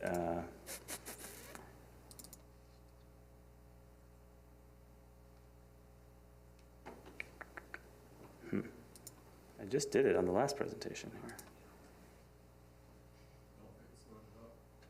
Yeah, it shows like screen sharing is paused.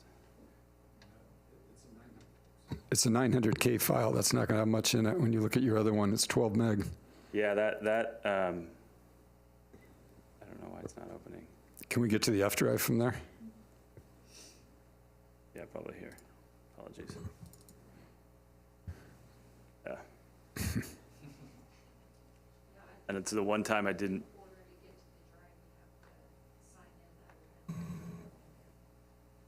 Well, okay, so, and this is the one time I didn't bring it on a thumb drive. I was like, oh, yeah, we got this dialed in. Do you mind switching to the next agenda item, and I can run up and get my thumb drive? Yep. You want to do that? Okay. Apologies, and I'll run up and grab that. Motion authorizing the executive director to sign the application for certification to the Green Marine Program for the Port of Bellingham. I should probably get out of the way since. Okay, I'll let you take it. Second. Thank you. Trying to be helpful. I have numerous things with the same title. Okay.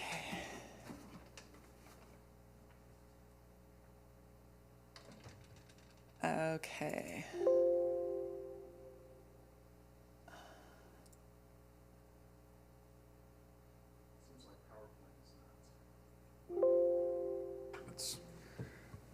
Well, okay, okay, and then sharing. Wait, I have to share first. Sorry, I haven't done this in a while.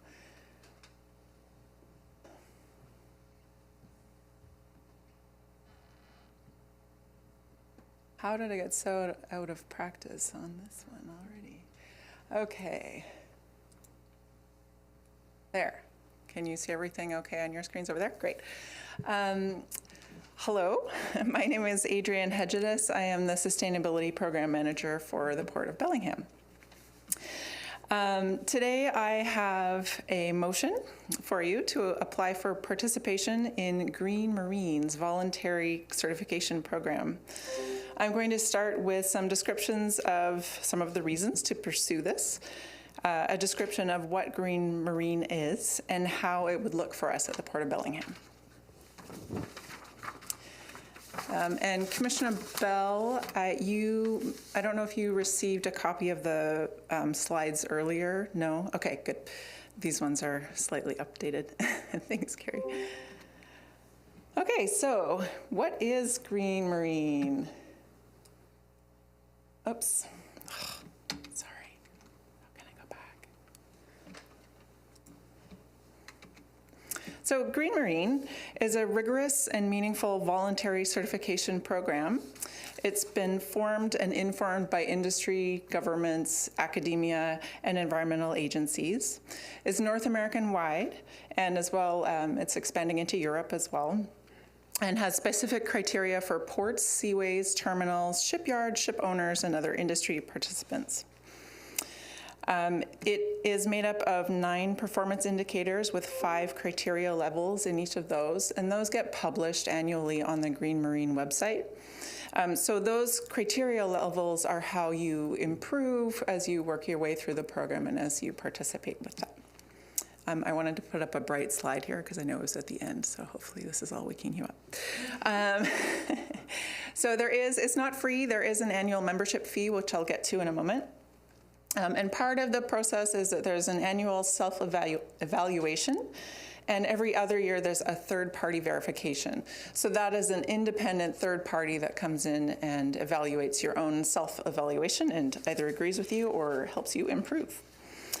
So that third-party verification really offers credibility and differentiates it, I think, quite a bit, actually, from the existing certifications that we do have throughout the port. If you recall, we do have Clean Marina and EnviroStar certification, both at our 2 harbors. So those certifications will stay. This is in addition to those certifications. So why would the Port of Bellingham look at this? There are risks for not certifying. This can actually help us address some of those risks. The public perception of environmental issues. So if we missed an opportunity for something that was an issue for industry or a community, it helps us by providing guardrails such as guidance for identifying and meeting those appropriate criteria, which I mentioned before. That transparency through the communication levels of this being publicly reported is really important. And it emphasizes that continuous improvement, so having that improvement every year.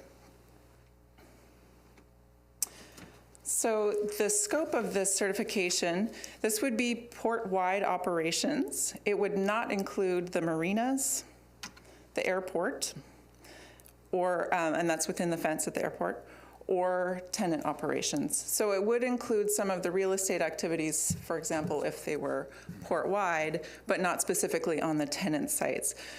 The interesting thing with this is that tenants could actually be participants as well. So for example, 2 of our tenants, ABC and Alaska Marine Highway System, are certified. ABC is certified at their Nanaimo operations, and the Alaska Marine Highway System is also a participant. So it does extend to them if they would like to participate as well.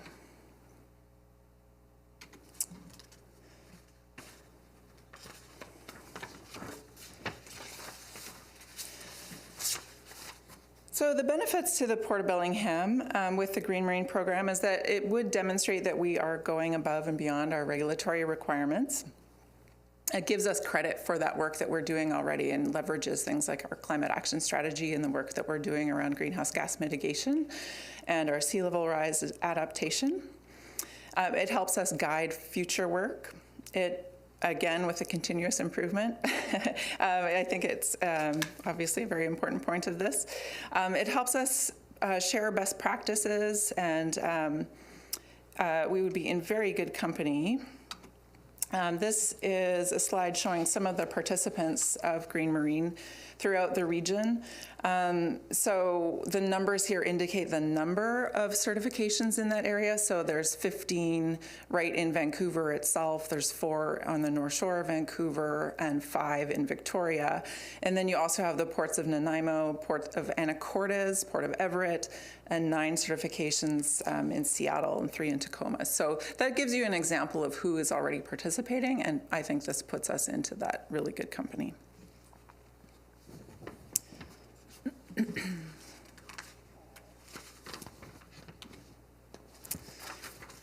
All right, so the next steps with this, there is self-reporting in the next couple of months. We would be third-party verified in 2024.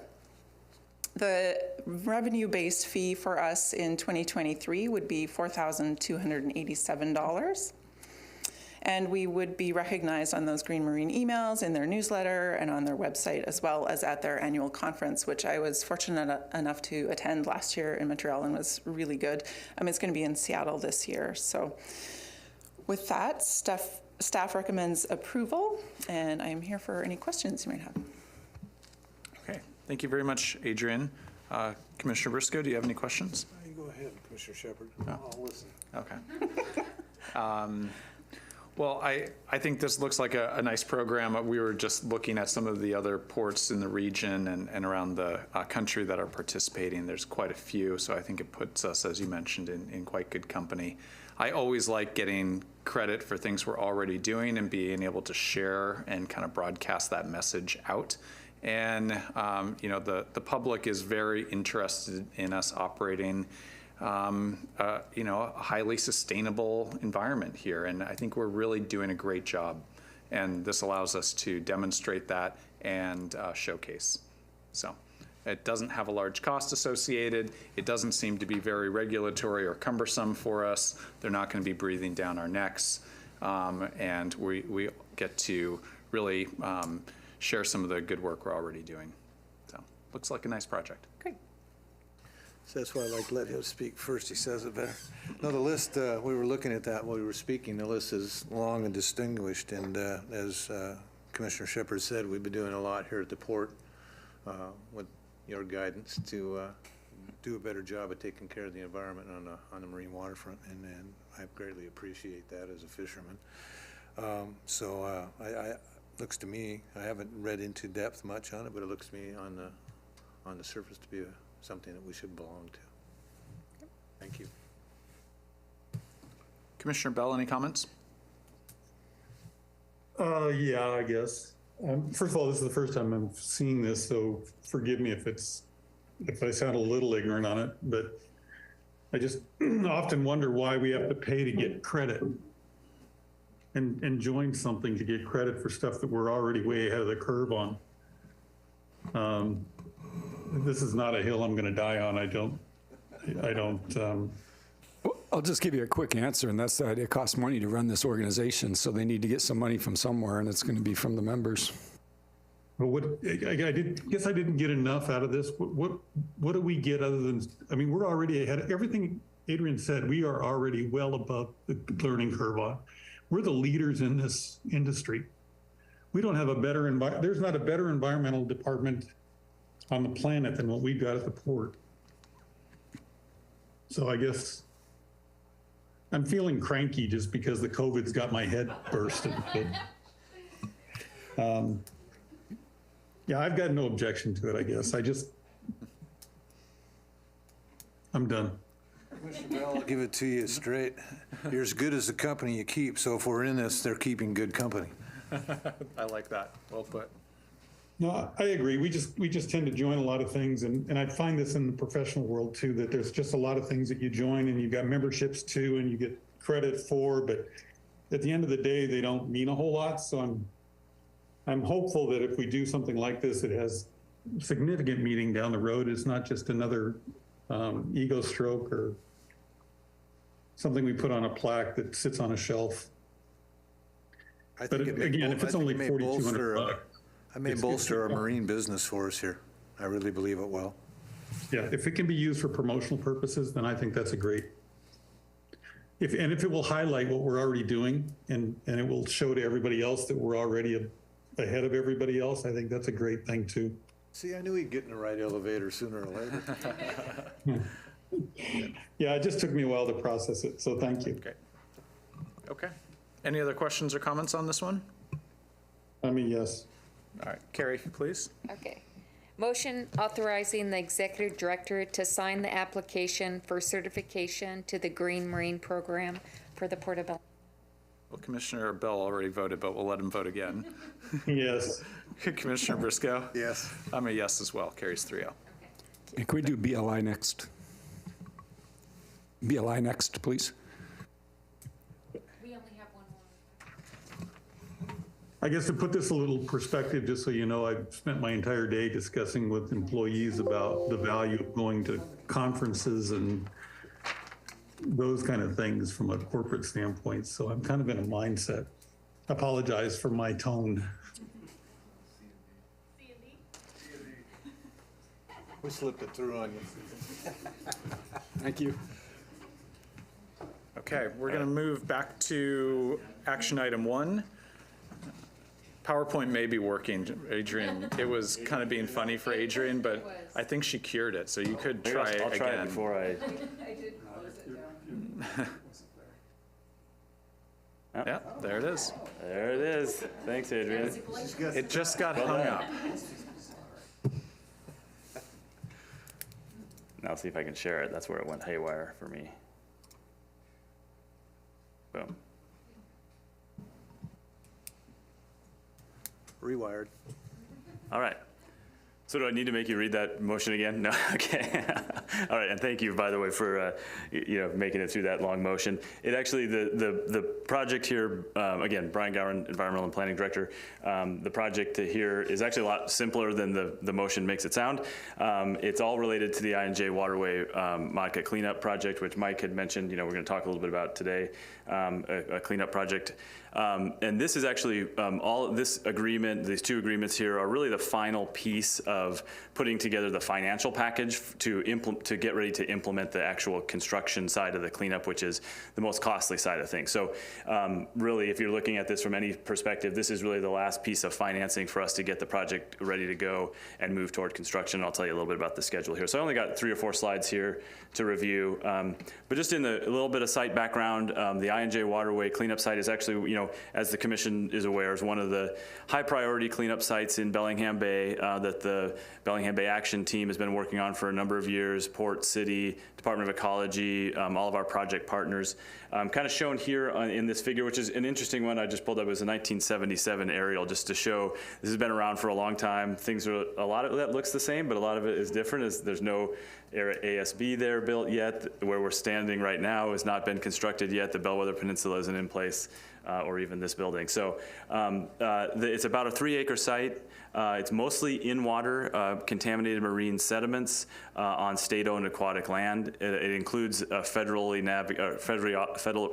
authorized navigation channel. There are some port properties as part of this site, mostly the upland bulkhead and some adjacent property. Over 100 years of use of this site for commercial and industrial uses, everything from lumber mills, rock crushing, fueling, fish and seafood processing, and then obviously currently occupied by our long-term tenant, Bornstein Seafoods, has been there since the late 1950s and operates there today. And it's a great tenant, good part of our marine trades, active in the Working Waterfront Coalition. And hopefully, as you'll see as we walk through this cleanup will hopefully not only support their existing operations, but allow them to continue to operate here and maybe expand more into the marine trades as well moving forward. So this cleanup that we'll be talking about today and the settlement that we have before you is really related exclusively to Sediment Cleanup Unit 1. We have an ecology adopted cleanup action plan for this site that includes 2 units, CSU or SCU1, which is shown there in the dark black dash line and the mostly yellow areas, and then SCU2, which is in the purple, blue, and green, and that's going to be addressed in a separate phase moving forward. And ecology is on board with that. That's for a couple reasons. One, the SCU1 is a full removal and dredging. It's an easier project to permit. It actually removes the contamination from the environment. It's a bigger impact right off the gate. Also, there's different parties involved in these 2 units. So going forward and moving through the financial pieces here sets us up to implement SCU1 first, and then we'll be working on SCU2 later. So the cleanup for SCU1 includes, like I said, dredging and offsite disposal of all the contaminated sediment shown there in the yellow area. It includes removing the creosote-treated bulkhead and dock in order to not only remove that contamination associated with those facilities from the environment, but also allows us to access the contamination below them. The cleanup then reconstructs that dock and bulkhead with new modern materials up to current permitting standards. And then the cleanup includes long-term compliance monitoring. Once that work is done, then we'll move into planning and engineering and design for the SCU2, which will be completed separately. We are really pretty far along on this project. We have a cleanup action plan in place.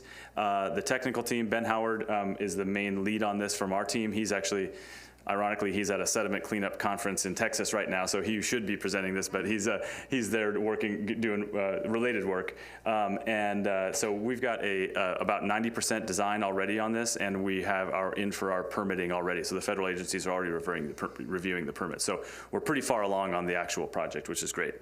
That reduces some of the variables and unknowns that could be usually associated with the design of one of these types of projects.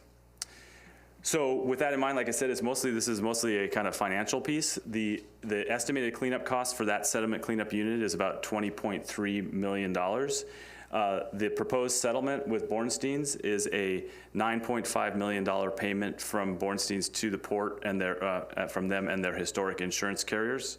The port will complete the cleanup, and we will take on all the risk and liability associated with that, cost overruns, project delays, that sort of thing. The port will release all the claims from Bornstein's and their insurers, and then the dock that will be rebuilt will be in port ownership, and then we have already negotiated, our real estate team has already negotiated a lease terms with them to take that, to lease that back from the port. One thing I also mentioned is that, Holly Stafford from CSD will also she's the main author of these agreements, so if you have any legal questions on this once we wrap up, available as well. So, and then the separate but related agreement is with the city, is the Port City agreement is to resolve some outstanding ownership issues with some stormwater outfalls that empty into the INJ waterway. There's been a longstanding kind of I wouldn't say disagreement, but not really clarity on who owned or was responsible for maintaining those outfalls. This agreement resolves that. The city will take ownership of those outfalls and maintain them and operate them as they would any other stormwater outfall. This also then establishes easements for those, so we will be establishing and recording easements allowing them to access those in the future. So, like I said, this is the last piece of the puzzle. We are with grant funding and then this settlement in place, we are really fully funded to move this project forward. And we're in permitting. The goal is to, through permitting, that we are shooting for the 2024-2025 fish window to do the construction of this project. And that's looking pretty good. We've got good feedback from the permitting agencies right now. And probably what I expect will happen is we'll be permitted and ready to go and be waiting for that fish window open. We'll be preparing and getting ready for bidding before that as well. So staff recommends approval of this, and with that, I'd be happy to address any questions you might have, and Holly as well. It's available. Okay, thank you very much. Commissioner Briscoe, any questions? Well, Holly, is all parties concerned here palatable with what's before us?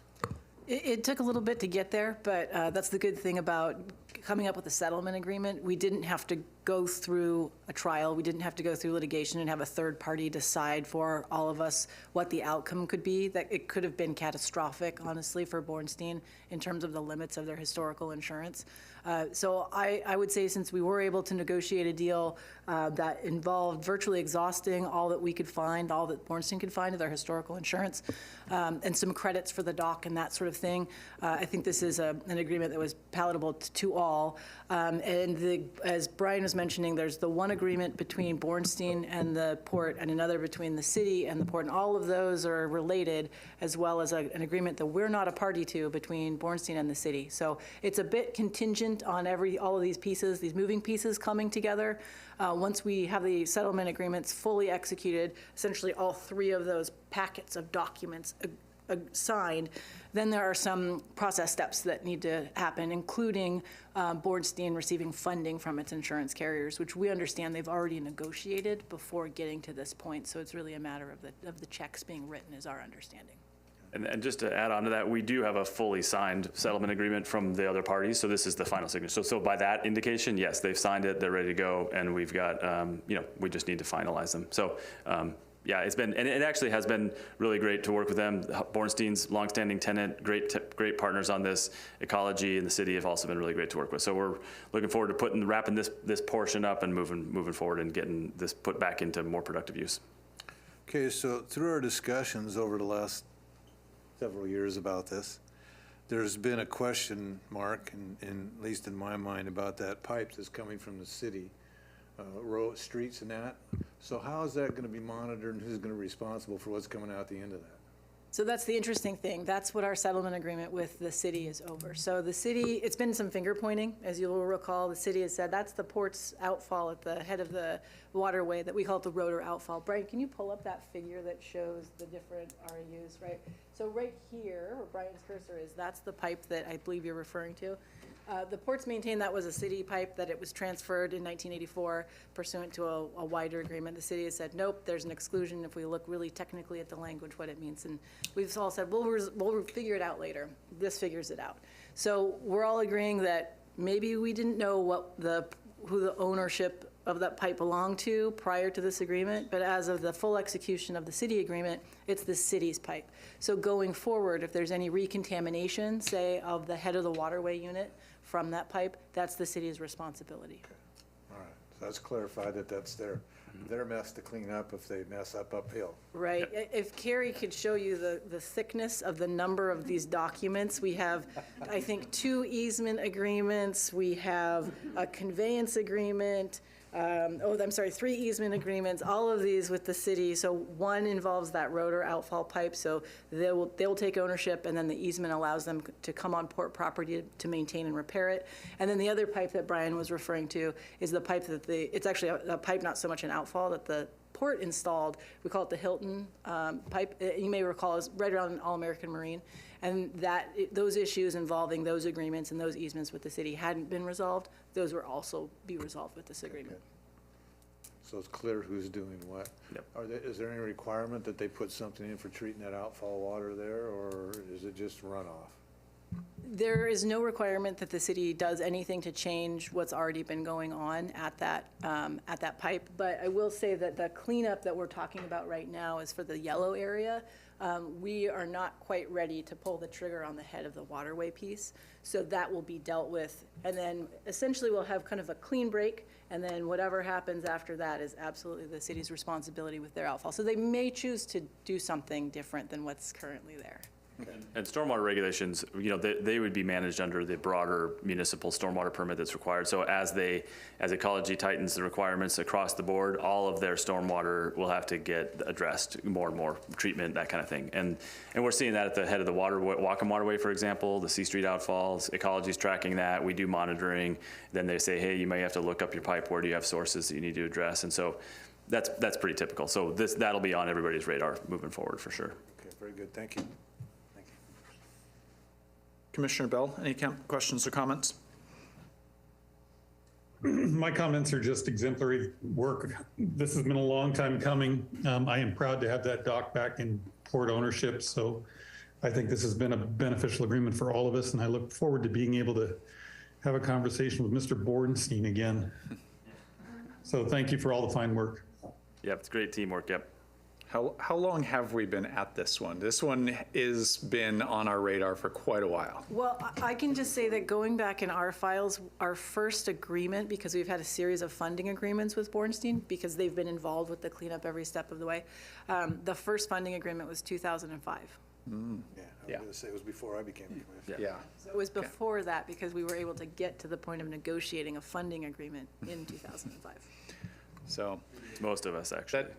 That just goes to show, we really work in the long term on projects. We have a dedicated team that works on these efforts and good partners in the private sector and at the state who see these projects forward, even with changing commissions, changing staff, and a lot of years. So it's testament to a lot of effort. The lawsuit, federal lawsuit, does this go away? It does. So there's a federal lawsuit and there's a state lawsuit. You may recall that Bordenstein sued the city in federal court. The port then sued Bordenstein in state court, and then Bordenstein made a motion to essentially consolidate those actions. So they then sued the port in federal court, and we've been in federal court with a stay in state court. This is why you never see Law and Order Civil Procedure.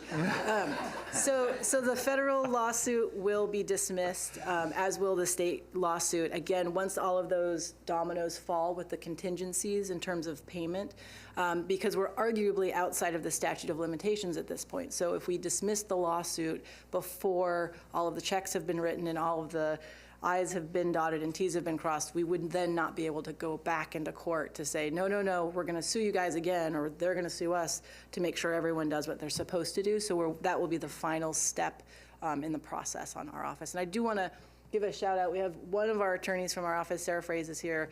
We were going to have a couple of others who've worked along the way on this project.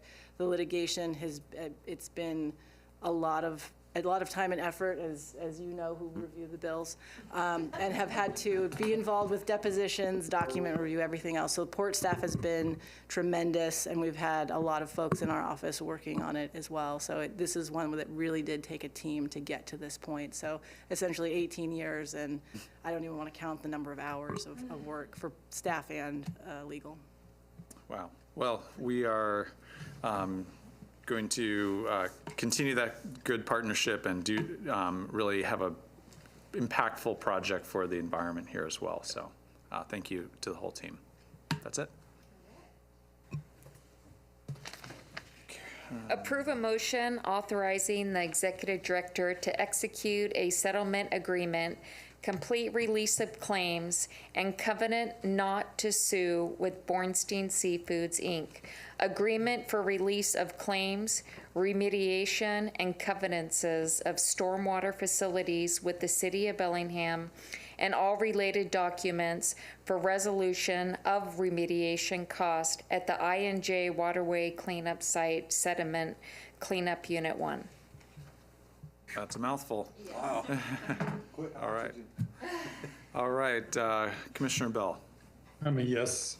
Commissioner Briscoe. Yes. And I'm a yes as well. Carries 3-0. Nice work. Thanks, commissioners. Okay, that concludes our action items and our regularly scheduled agenda items. We now move on to I guess we will do public comment and then we'll move into other business. Anyone in the room want to provide public comment? I got one question. Please come up to the mic and provide that. I know, sorry to make you get up.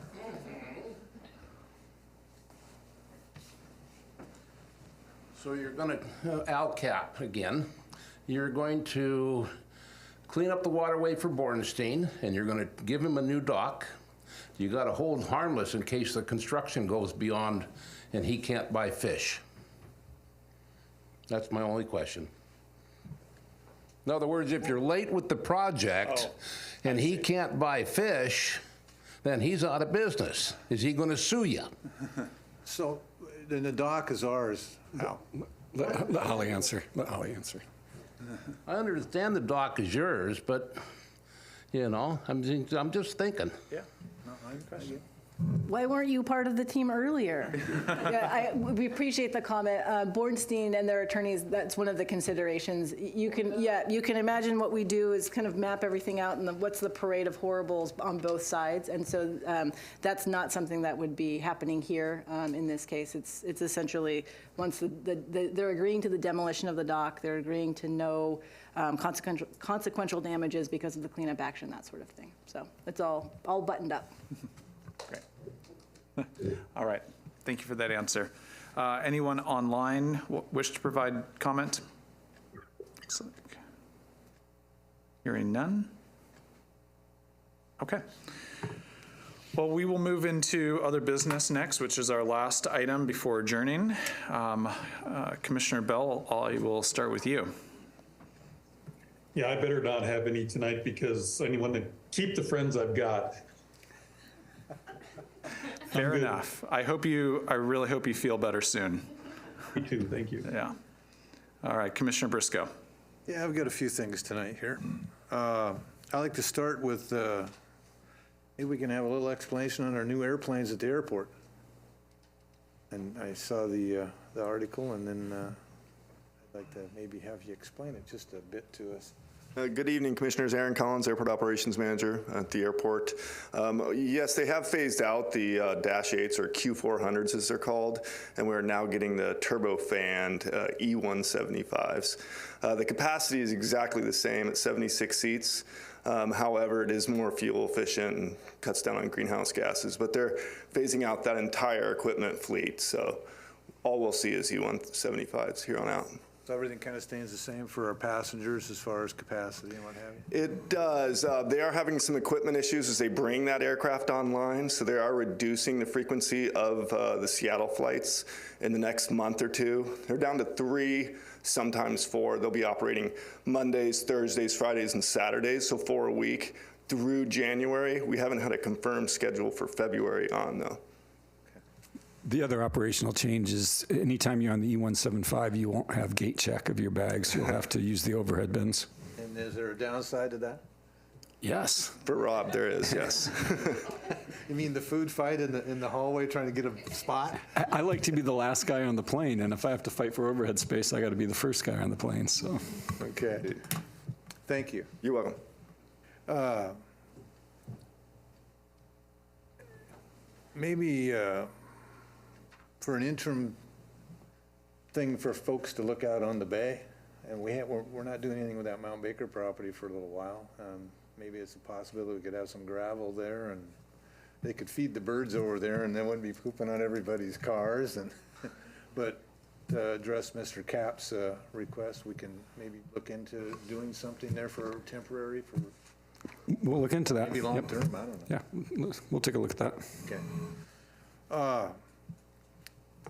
I talked to Brian a little bit about this, but I'm pretty concerned with sea level rise. I mean, I've lived here my entire life, and the last 4 years has been very noticeable for me that, you know, on our king tides, we're getting close to the top of the docks. But this last set of king tides, the first one, I have a picture, and I shared it with Rob. I don't know if I haven't shared it with you, but I will.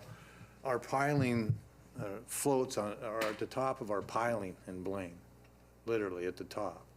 And I think we need to press staff, and I've talked to Brian, we need to move, maybe Brian can elaborate a little bit here. We need to kind of, I think, fast track a few things.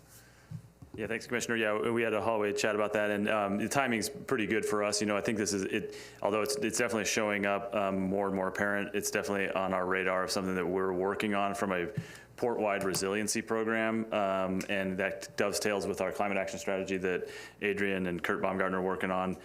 It's been on our actually to-do list to get in front of the commission to talk more about what our long-term adaptation plans are. Because with the climate action strategy to date, we've been talking mostly about mitigation and the green, kind of setting that up in the mitigation.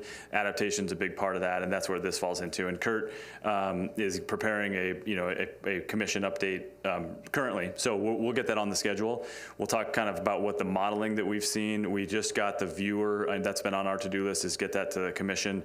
We've got the viewer for the different sea level rise scenarios for countywide that we partnered with the city and county and USGS to kind of get a sea level rise modeling viewer. So we've got that ready to go. So we're the timing of your questions perfect. So I would imagine that we'll look for a commission meeting that has a good opportunity for a commission update, and we'll talk through those things. And it'll be focused on some of the work we've been doing. We've actually also got a kind of sensitivity analysis that we did of the, for an example, property at the maintenance shop, where we see those tides kind of coming higher and higher there as well, and we get flooding. So we've been looking at kind of a sensitivity analysis for port facilities, and that's one example where we could apply that moving forward just for these exact questions. So more to come, but we'll get it on the calendar. Thank you, Brian. Yep. One more thing. Last year, we had discussions, a lot of public input about the YMCA location, and I know we had talked about trying to assist in that and figure something out, folks. But can you tell us where we're at? So Elliot, Brian, and I met with the Y. We had a good meeting with them. One of the things we are looking at on the board mill building is a building right next door to it that we think would be a good home for them. So alcohol plant. Sorry, did I say board mill? Yeah. You guys are going, what? It's not in the plan. Sorry, alcohol plant. So there'd be a building right next to it that we would probably package the two together to encourage someone to keep the alcohol plant. And then we'll approach the Y on that building and see if they have an interest in being in there. Okay, good. Thank you. I was hoping we were continuing. No, we haven't forgotten about that one. Yeah, no, it's kind of important. It's important to the county, really. That's the kind of stuff I want to talk about, Rob. Oh, there you go. I was wondering where the voice came from. He dropped out of the cloud. Yeah, and Commissioner, we weren't trying to not have that discussion with you, but we wanted to have the work back from the consultant before we approached the commission on it. You know, I was just looking for where we were, if we were moving forward with anything at all. Not until we have the discussion with the commission. I meant, where are you talking with, folks? You know, one more thing here. Something I see happening around, this county, and saw it happen in Palm Springs a lot, is golf cart stuff. And the senior citizens and people that are disabled for getting around our waterfront we're building here. Have we thought about any kind of plan of I don't know, maybe a port-operated golf cart program to assist disabled people to get around our waterfront here at all? Is that something that we could? We'll take a look at it. I don't think we've given a ton of consideration to golf carts, but having a cart down there to move around, we've got paths, so maybe we need to make the paths a little wider and get a golf cart. Well, so this kind of thing, maybe we need to think ahead a little bit for the future where we can. We are going to have an employee down there this summer, so that might be something where if someone is disabled and they come down, he can drive them around. Electric golf carts is helping the environment and less cars motoring around and so on and so forth. So just food for thought. So There's a sure sign that you're getting older. I was thinking about you. I'm just thinking, the retirement community is in Arizona, and now we're going to move that to the water. You're thinking of me? Anyways, that's all I have. Thanks. Okay, great. I just have a couple, two related to the airport. One, I wanted to just give a shout out. I know winter break was rough time to operate the airport. We had a snowstorm, we had an ice storm, we had a water leak, and then Southwest had their little mini implosion. And so I just want to recognize all the hard work that airport staff put in. I flew in and out of Bellingham Airport during winter break, and the team was out there running snowplows and de-icing and doing everything to keep those flights moving, even through some pretty challenging circumstances. So thank you for all that work. We already had a consent item about the water leak. This is 2 years in a row with a water leak at the same area, to my understanding. What do we have in place so we are not going to look at 3 years in a row? Once again, Aaron Collins, Airport Operations Manager at the airport. That's a great question, Commissioner Shepard. The leak was in a general area. It was the same line. It wasn't the same break of the two leaks. We have finished mitigation per our insurance carrier's recommendation, and we are currently on the street for bids for someone to come in and rectify that so it doesn't occur again. But we are investigating that. Okay. Is it just going to be some additional heating, coil, or what are we going to do? Again, I don't have those answers for you today. We will have to go through that process until we come up with a solution. Okay. All right. More to come. Can I chime in on that and just say, Aaron, I happened to be there the day that all the chaos was going, and I can't tell you how professional your staff was. And I also happened to fly in really late because of delays, and our firefighters were there to greet us, even though it was like 2:30 in the morning. Just a tremendous job by the people out there at the airport. So thank you for that. Yes, thank you. It was an arduous experience, but you're only as good as the team that we have. All the way down to our contractors, SP Plus, they were out there working 24 hours a day, shoveling snow. Our maintenance department did an excellent job keeping the roadways open. All in all, it was a great port effort. So thank you. My last question is about district energy. We've talked a couple times about the capacity opportunity for expanding district energy outside of the waterfront district. And one of the properties we've kind of thought about and had some conversations with the city is the new proposed Old Town developments. And I just wanted to figure out what would it take to get, I know there's an obstacle in between that is owned and operated by our friends at the railroad. And moving conduit under, we've just had a recent experience with some fiber cable, and there's a lot of strings and tape attached to anything with the airport. How would we go about getting conduit under there for district energy if we wanted to supply properties like those in Old Town from that system? Yeah, I think we did talk to, we've gotten Corix thinking about that on a wider scale than the waterfront. Like how would a network be ideally, established? And, it may be that there's a, if you really look at the way that they are planning for the whole downtown waterfront, it's really not that big of a central energy plant. So it may be that a modular type of thing could be built over by Old Town that would be operated, until the system could grow together, and that's pretty common how they've operated. Like their Simon Fraser operation was a kind of a modular Connex box, basically, that served the majority of it until they built their larger energy plant, which is a biomass facility in that case. So this could be something that could be similar to look at how you could do modular things that grow together. We've gotten Corix thinking about it. They're also thinking about Western Washington University's transition from steam to hot water.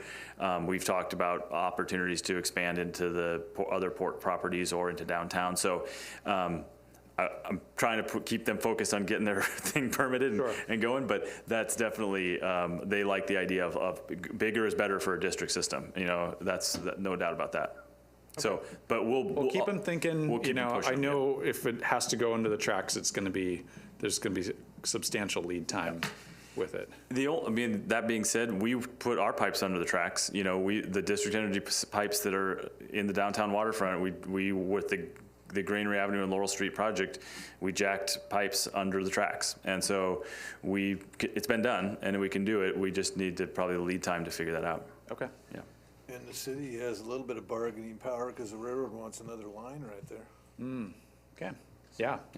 Well, let's keep these parties thinking, because it's a great opportunity. We don't get opportunities for density construction in downtown Bellingham core very often, and that Old Town construction is certainly going to be one. Definitely. Yeah, good point. Carrie, you had a motion you wanted us to entertain? Yeah, I actually have 2 items.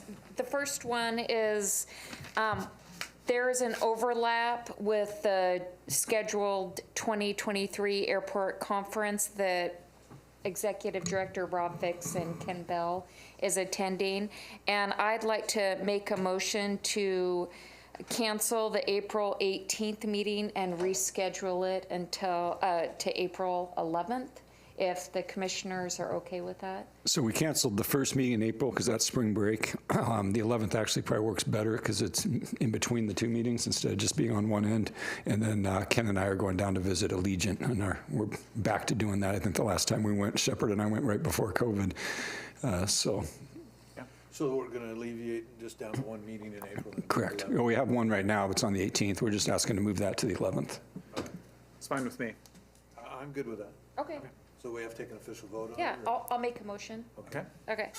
So motion to cancel the April 18th commission meeting and replace it with April 11th. Okay. Commissioner Briscoe? Yes. Commissioner Bell? Yes, I just want to make sure I'm still invited to Vegas after tonight. Depends on whether you test positive or not. Are you buying? And I'm a yes as well. Carries 3-0. Okay, thank you. And then the last item is our John Mitchener from our Economic Development Department brought us a letter of support for a grant application, which I gave to Commissioner Shepard to read ahead of time, and it's to support a local business with a grant loan program. And if you're okay with it, if you're okay with signing it, I'll read a motion. So, Commissioner, just for a little background, we have a history with this company. The Port does a loan program to businesses. We administer that on the behalf of Department of Commerce, and this is one of the loan recipients. They're in good standing with the Port. We like working with them. They're applying for some grant money, and this letter is to support them in that application. And I have read the letter as well. Yeah, looks good to me. Okay, sounds good. So hopefully I pronounce this gentleman's name right. Carrie, Commissioner Bell is asking for the name of the company. Oh, it's Aegis Mobile. Are you familiar with them? No. Okay. It's okay, we'll guide you through it. Okay, motion to authorize Commissioner Shepard to sign a letter supporting Aegis Mobile, a recipient in good standing of the Port's business loan program for a grant from the Washington State Department of Ecology. Okay, thank you. We'll go ahead. Any questions or comments on this before we vote? I have none. None. None. Okay. Commissioner Bell? Good luck, yes. Commissioner Briscoe? Yes. And I'm a yes as well, and I will sign this. Okay, thank you. Thank you. Okay. Any additional question, other business? I have none.